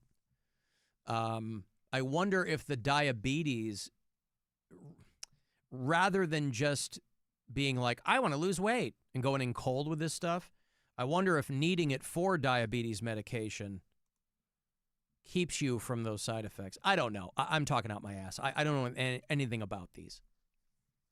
Isn't it diabetes? I'm sorry? Diabetes? I don't know what that word is either. You could be right, though. My boy Wilfred Brimley taught me that way. He sure did. If you're like me and 14 million other Americans, you have diabetes, and check your blood sugar. Check it often. Diabetes. Yeah. What you got? Diabetes. Yeah. Diabetes. What you got? If you have diabetes and you're on Medicare, your testing supplies may be covered. Here's how it works. What you got? Diabetes. What you got? Diabetes. What you got? Diabetes. Type 3 diabetes. What you got? Diabetes. What you got? Diabetes. What you got? Diabetes. Type 3 diabetes. I'm getting low, not on the flow. I mean my sugar, man. I make dessert with Splenda and fresh big boogers, man. Might have to take some insulin before I'm in a coma. I'm knocking bitches out with my gangrene aroma. I can't smoke chronic because my toes are necrotic. I gotta maintain my circulation so I don't get another amputation. They call me peg leg, the diabetic pirate. I'm in the hospital helicopter so much that I can fly it. Shooting up a chill, it's medicine, not narcotics. Hope this rap thing blows up so I can get some new legs that's bionic. I got that sugar-free Red Bull in my cup. Shots of insulin, that's what's up. My pancreas is all up. I have diabetes. I got that sugar-free Red Bull in my cup. Shots of insulin, that's what's up. My pancreas is all up. I have diabetes. I have diabetes. I have diabetes. I will never, ever get tired of this song. So good. Miles and Charlie. Back in the day. The bootleg black guys. Oh, it's so good. I still have the CD. Do you? Yeah, oh yeah. It's got a T-Rex on the cover. It's so good. Like, it shouldn't be this good. I know.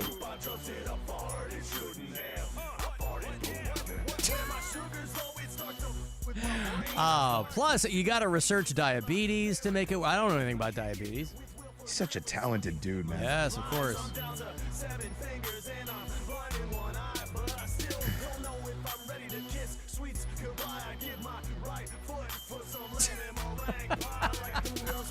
Anywho, all right, thank you. Is that your favorite of his stuff? Oh no, I love of Taint Smashers. Yeah. Oh God, no. Well, I like this one. This is the one that I've played on the show anytime diabetes comes up. But no, he does.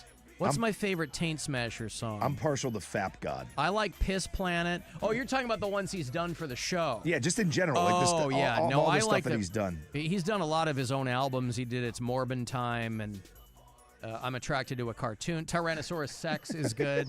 Piss Planet's great too. No, he's got a real banger called Dirty Bomb. Great. You've heard Dirty Bomb, yeah? Yeah. Oh, that's great. Let me go down the Taint Smasher.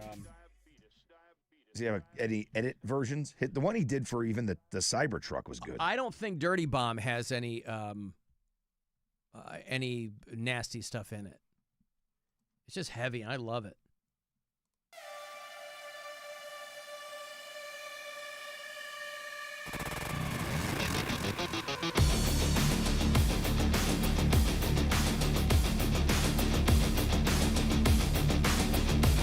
Should play this on 2 Hours to Midnight.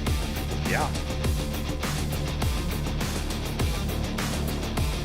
Because some of his stuff is jaunty, and this is more of like a Static X kind of vibe. Subtlety, not my specialty. Got a recipe for anarchy.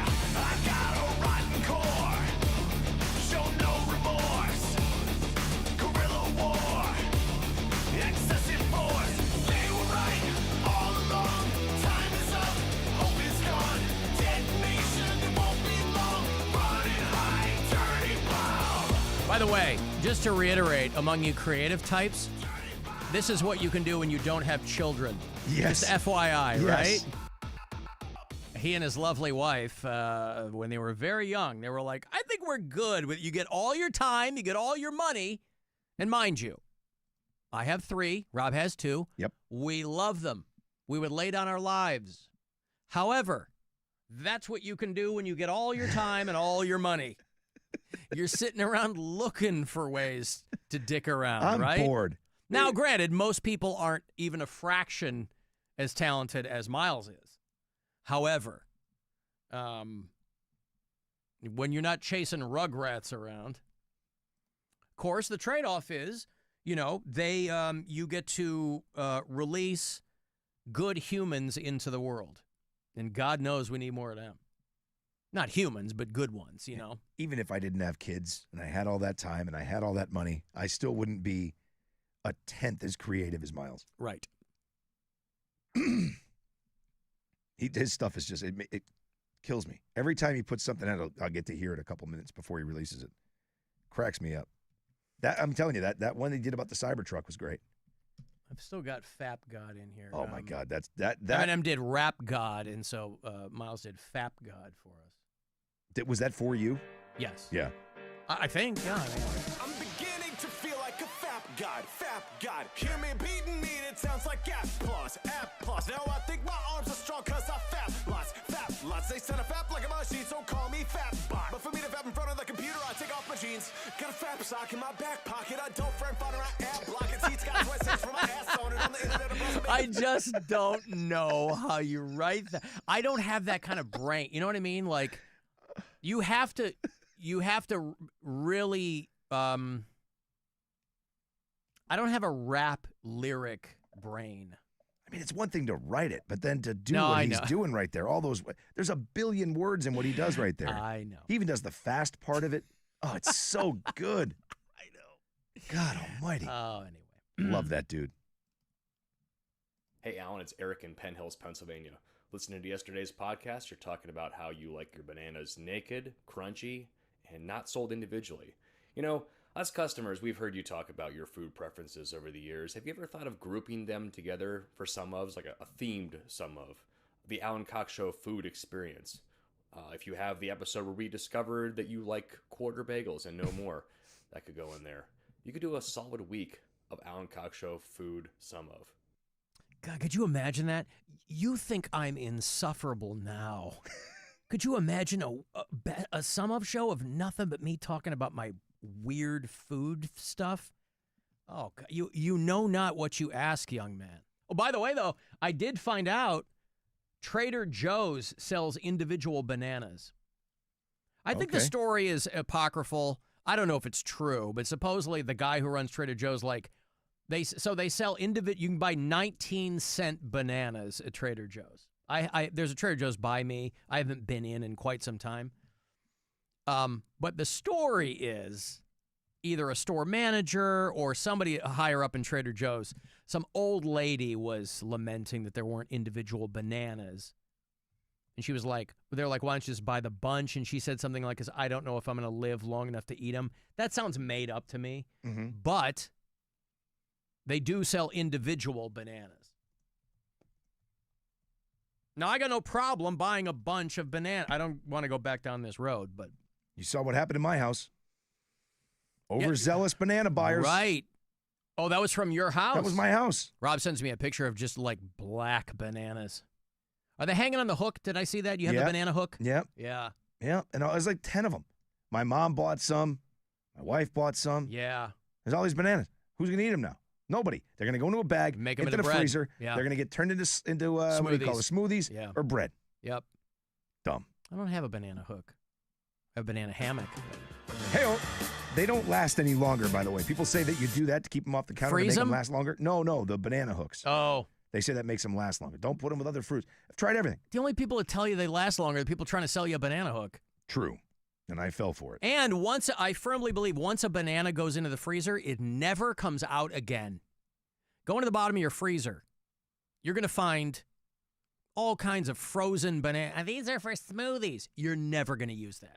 Just put a fresh banana in for a smoothie. My girls use them. Oh, do they really? Yeah, Callie makes smoothies a lot. Stand correct. I don't. I'm with you. I agree. If it went in the freezer, it'd be there forever. Fruit.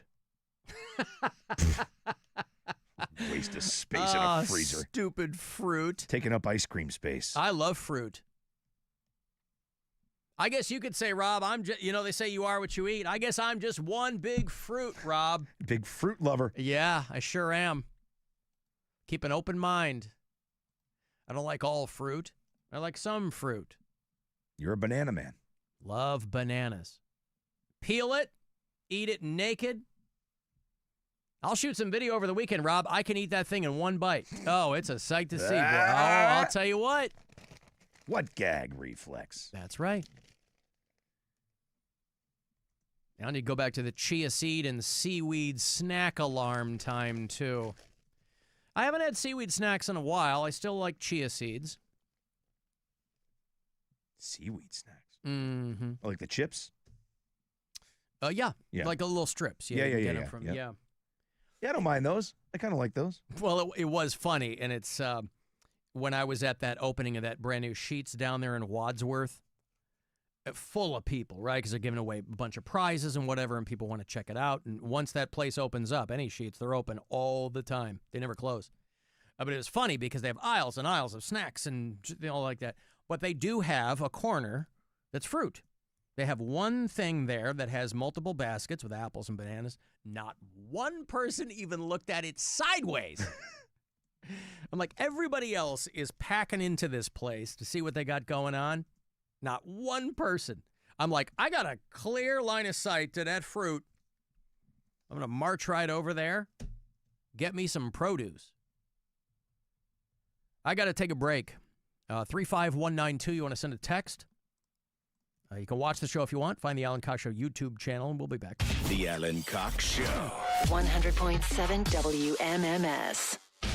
Rover's Morning Glory. My wife, even when she's sleeping, has racing thoughts, never gets a good night's sleep, can never relax. Doesn't she listen to like stuff in her headphones when she goes to bed? Yeah. Maybe that's a problem. I don't disagree. I've tried to tell her this, but she says if she doesn't have these things on, then it's actually worse. Then she's alone with her thoughts. Or alone with me, perhaps. I was gonna That's say. a big problem. I think Well, that's she really realizes. what all of her problems boil down to. Rover's Morning Glory. Weekdays on 100.7 WMMS and 24/7 on our free iHeartRadio app. This Buzzard Weekend is sponsored by Claiborne Auto Stores. Free plumbing estimates. Just call sales! Just call sales! Hey, it's Doogie here for the Pros in Bathroom Remodels. Premier Home Pros. Now, they're considered the pros in bathroom remodeling because they're fast, high quality, and hassle-free. But did you know that they're also pros in saving you money? Just go to premier-homepros.com. Go there right now. Tell them you heard it on Rover's Morning Glory and get a special offer of $2,000 off of your final order at the time of purchase.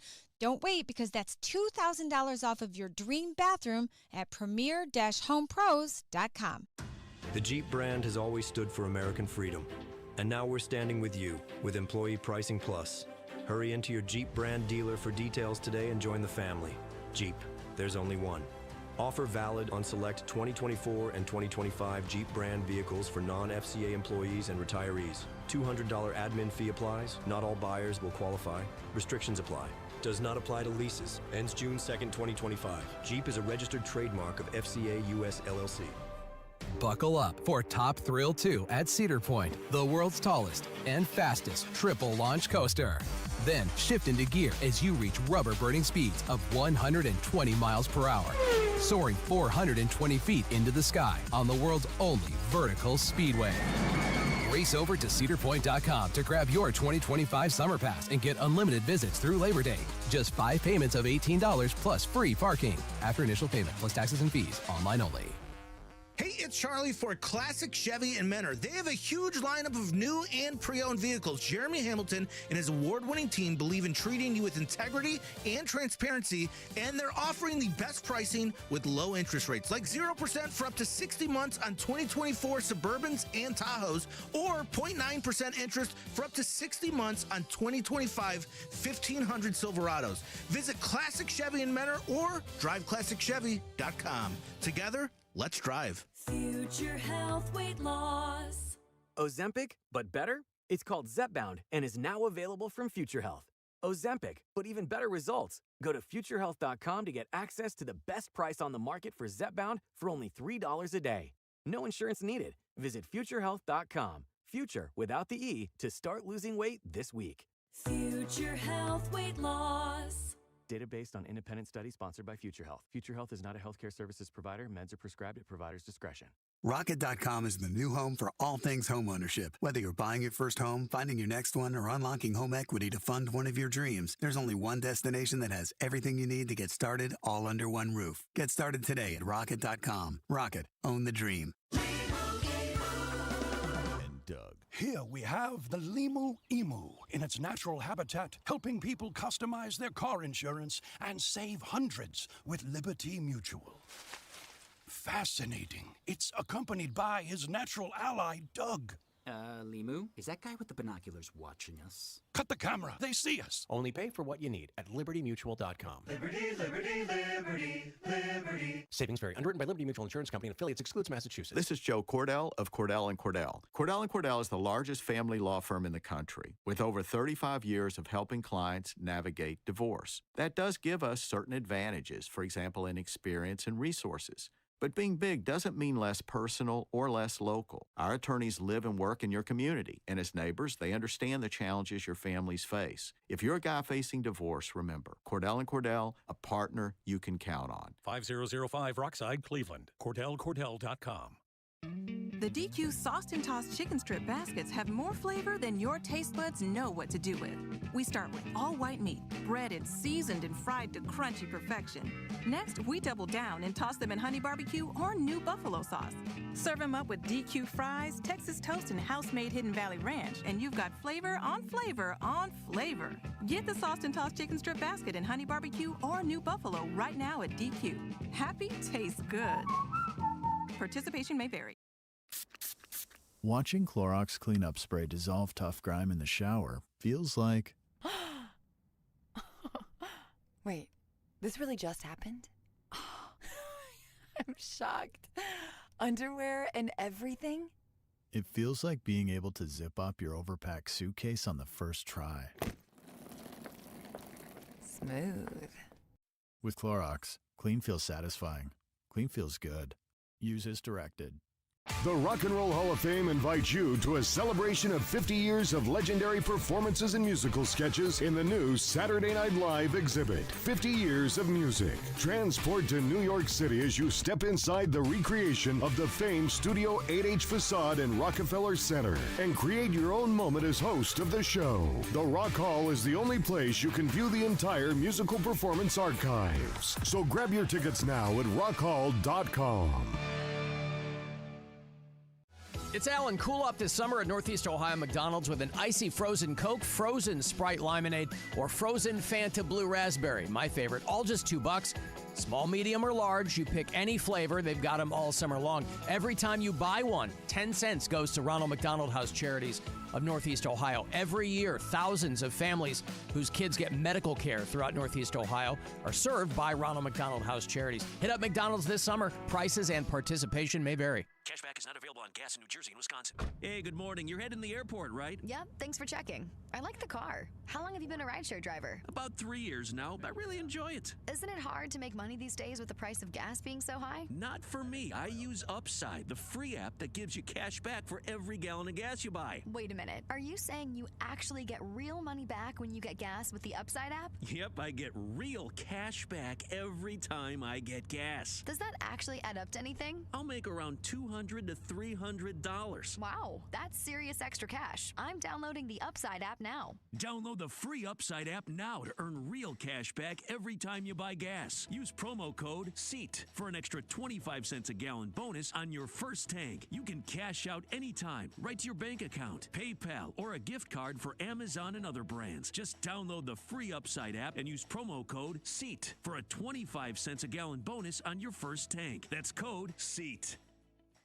Traffic. From the Elk and Elk Traffic Center, if a medical mistake caused you injury, call Elk and Elk at 1-800-ELK, Ohio. A wreck reported in the express lanes of 271 North before Cedar Road, tying up traffic towards Chagrin. An accident being cleared, Route 306 at Bainbridge Road, north of 422. An accident reported 480 West near Frost Road. Jackie Roberts in the traffic center. This report is sponsored by Levin Furniture and Mattress. The Memorial Day sale's been extended through Monday at Levin. Start by taking an extra 25% off the entire store. Plus, get 60-month special financing, no money down, and hundreds of doorbusters while they last. Through Monday at Levin. 100.7 WMMS, Cleveland. Call the Alan Cox Show. He'll tell you all the best knock-knock jokes, plus his surprising opinions about Hawaiians. 216-578-1007 or 1-800-348-1007.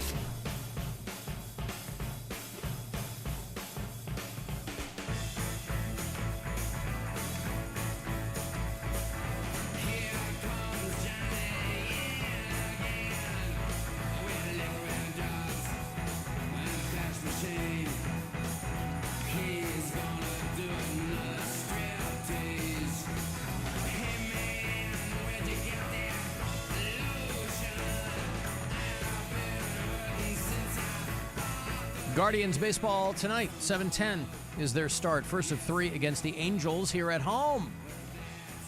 Downtown Cleveland will be electric. With Guardians baseball, 6:40, I believe, is when your pregame coverage will begin. You'll hear all of it here on MMS and on the iHeartRadio app.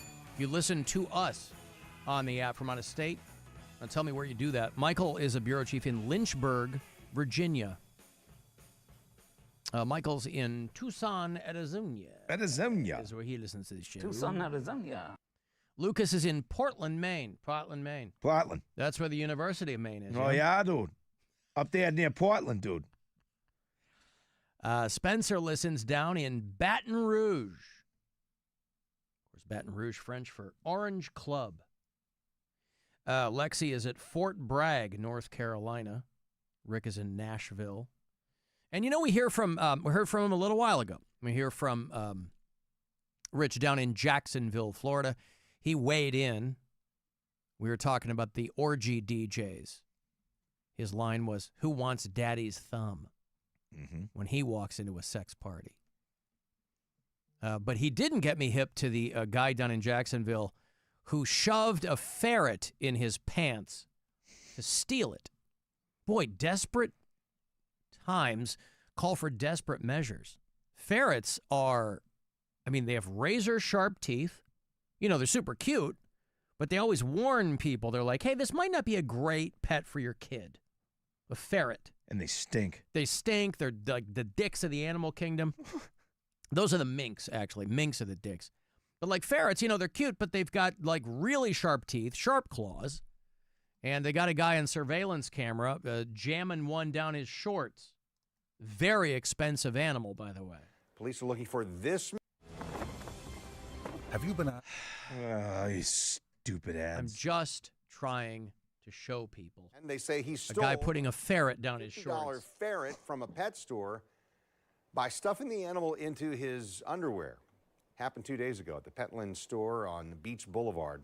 News4 Jax reporter Eric Avanier has more on the. Say Petland? It says Petland. Did he really? I thought he said Petland. Probably. Happened 2 days ago at the Petland store on Beach Boulevard. Maybe just News4 Jax reporter Eric Avanier has more on the theft and why our crime and safety analyst says this may not have been the first time this man has gotten away with this. They had to call in the crime and safety analyst for the guy jamming a ferret down his shorts. Not crime.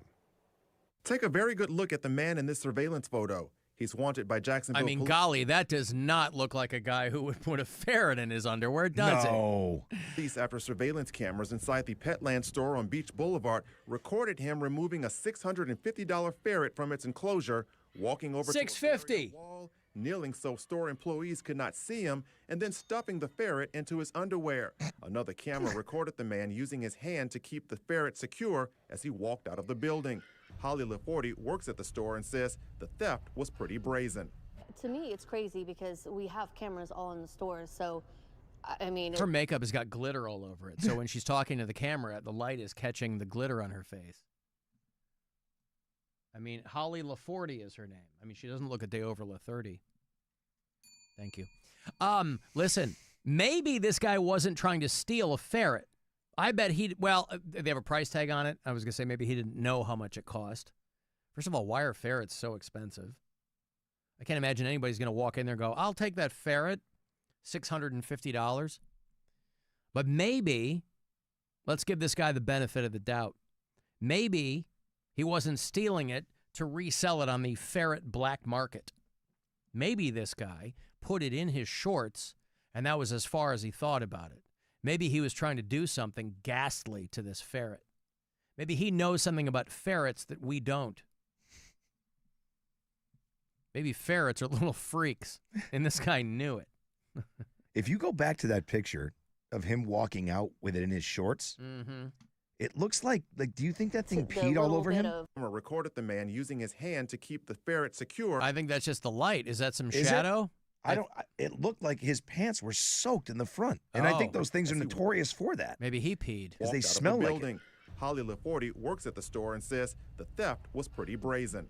To me, it's crazy because we have cameras all in the stores. So, I mean, the little bit of camouflage that he did do wasn't very camouflaged because he was right there on the camera, very easy to be spotted.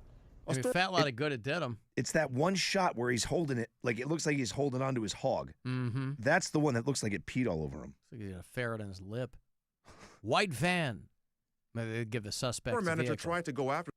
If you're watching the next chapter from the world. They're like, white van, no license plate, multiple ladders on the roof.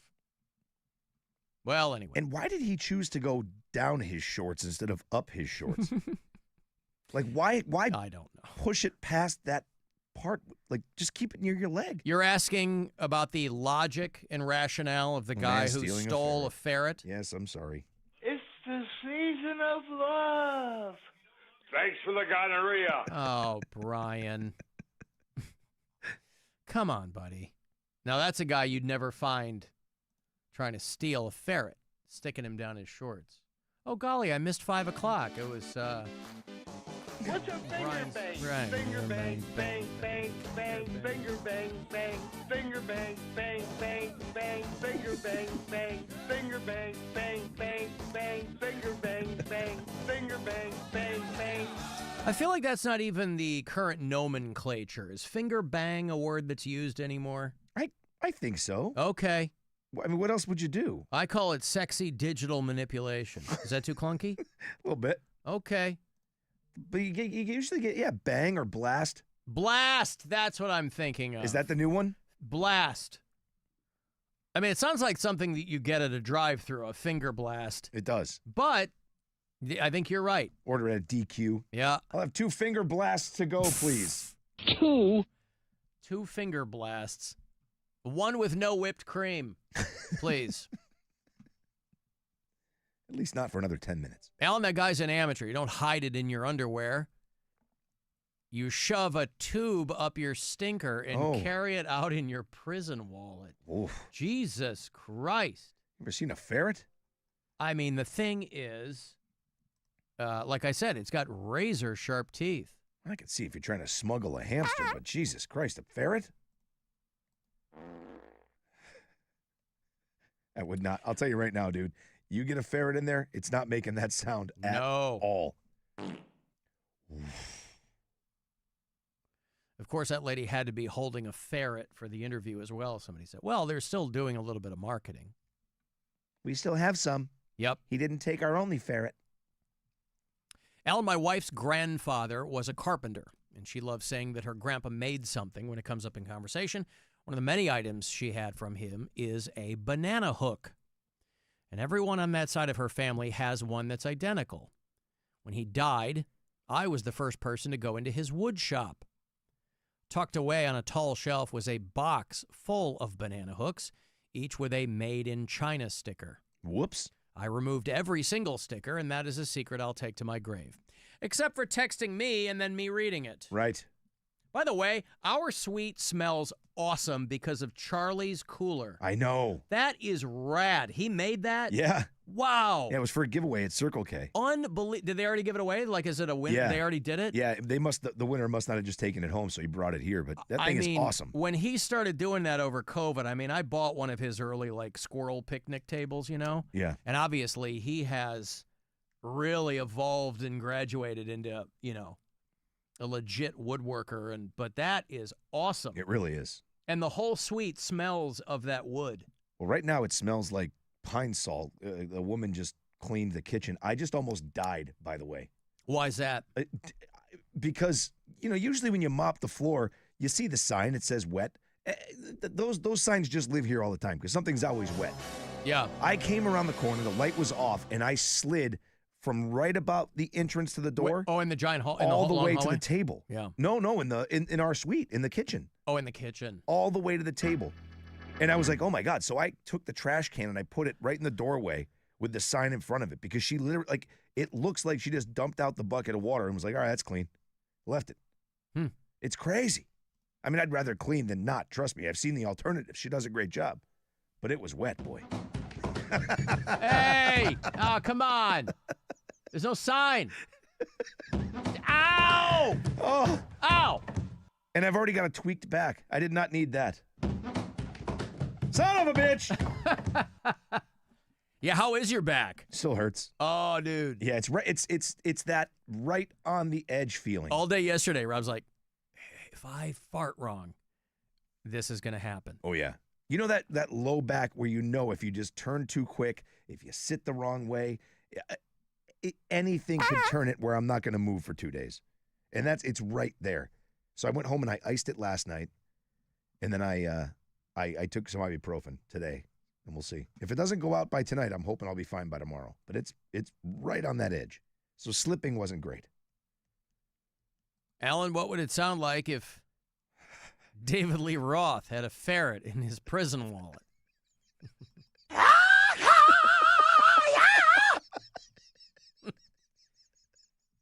Is he on camera trying to stick it in there?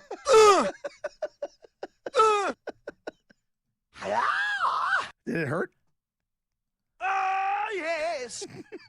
Did it try to chew its way out? Yeah. Oh, my God.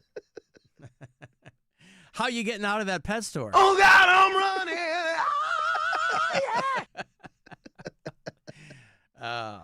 You mean you stole it? Least I don't need to beg or borrow. They just stole it. Oh. I live my life like there's no tomorrow. And all I've got, I had to steal. Yeah, stole that ferret. Ooh, yeah. Woo! Woo! Oh, that hurt. Woo! Yeah. Yeah. That was the sound of when he took it out. Woo! Uh-huh. Thank God. Yep. Dev, are you bleeding from the rectum because of that ferret? Yes, I am. Yeah. Alan, yours is the second report I've heard on that today. I heard that other one too. Wet and sloppy. Oh, gross. Uh-huh. Alan, ferrets are even more expensive now because about a year and a half ago, the #1 breeder of ferrets in America had to shut down because they all had distemper. What? Wow. That's less than ideal. I mean, what's distemper? That's the stuff you got to, you give your pets. All dogs have to get that. What, dogs have to get distemper? Yeah. Yeah, it's one of their shots. Oh, it's something you're trying to avoid. Their vaccines. Yeah. I see. I thought you were like, all dogs have to get that. Oh. No, it's a vaccine. So my they dog don't has to get distemper. Yeah. Okay. It's no bueno. What's the other one? Parvo is the one I thought that dogs get in the kennel and it can be fatal. Yep, that's another one. Okay, so distemper is one of the vaccines that your dog gets. Yes. I see. Wow. So they found it in the ferret community then. Potentially fatal disease of dogs, ferrets, raccoons, skunks, and foxes. Wow. All right. What are the symptoms? Diarrhea. Whoops. Vomiting. Thick yellow discharge. Ugh. That is a dishonorable discharge right there. Cough, seizures, head tilt. Some animals can get something called ataxia. You know what that is? That's when an animal stumbles. Is your dog didn't get his distemper vaccine. I was assuming that meant it attacks you. I mean, I guess I've heard of distemper, obviously. I just didn't know what it was. Distemper. Like, doesn't it seem like that should be something different? It's called ataxia? Ataxia.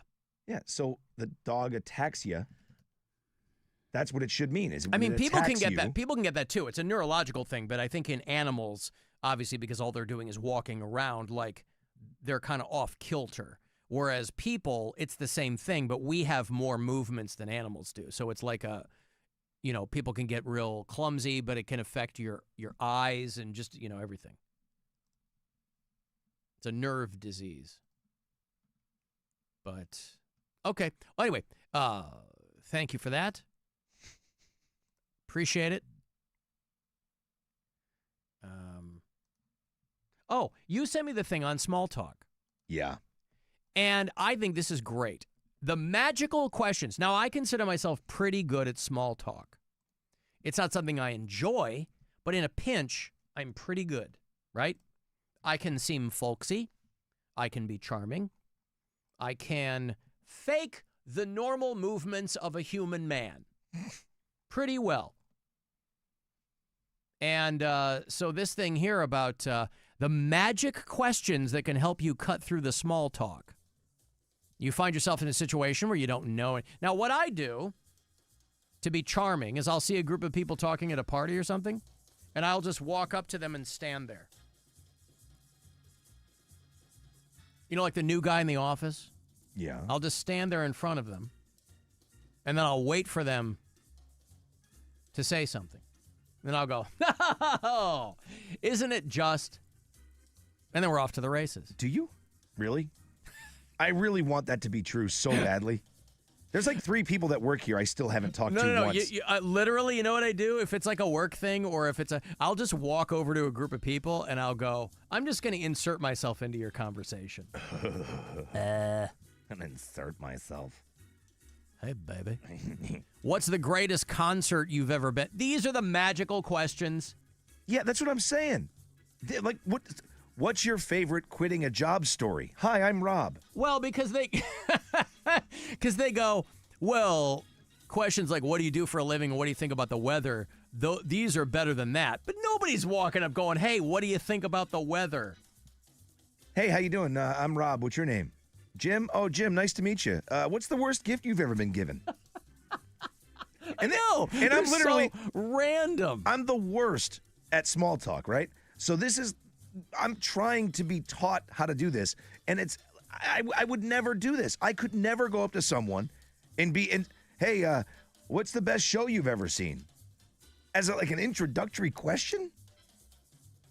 It's dumb. Yeah. How do you do that? Yeah, these questions are no better than anything else. That's why I just stand there and let you do it. And then you say, hey, have you met Rob? And I come over, hey, hi, I'm Rob. Nice to meet you.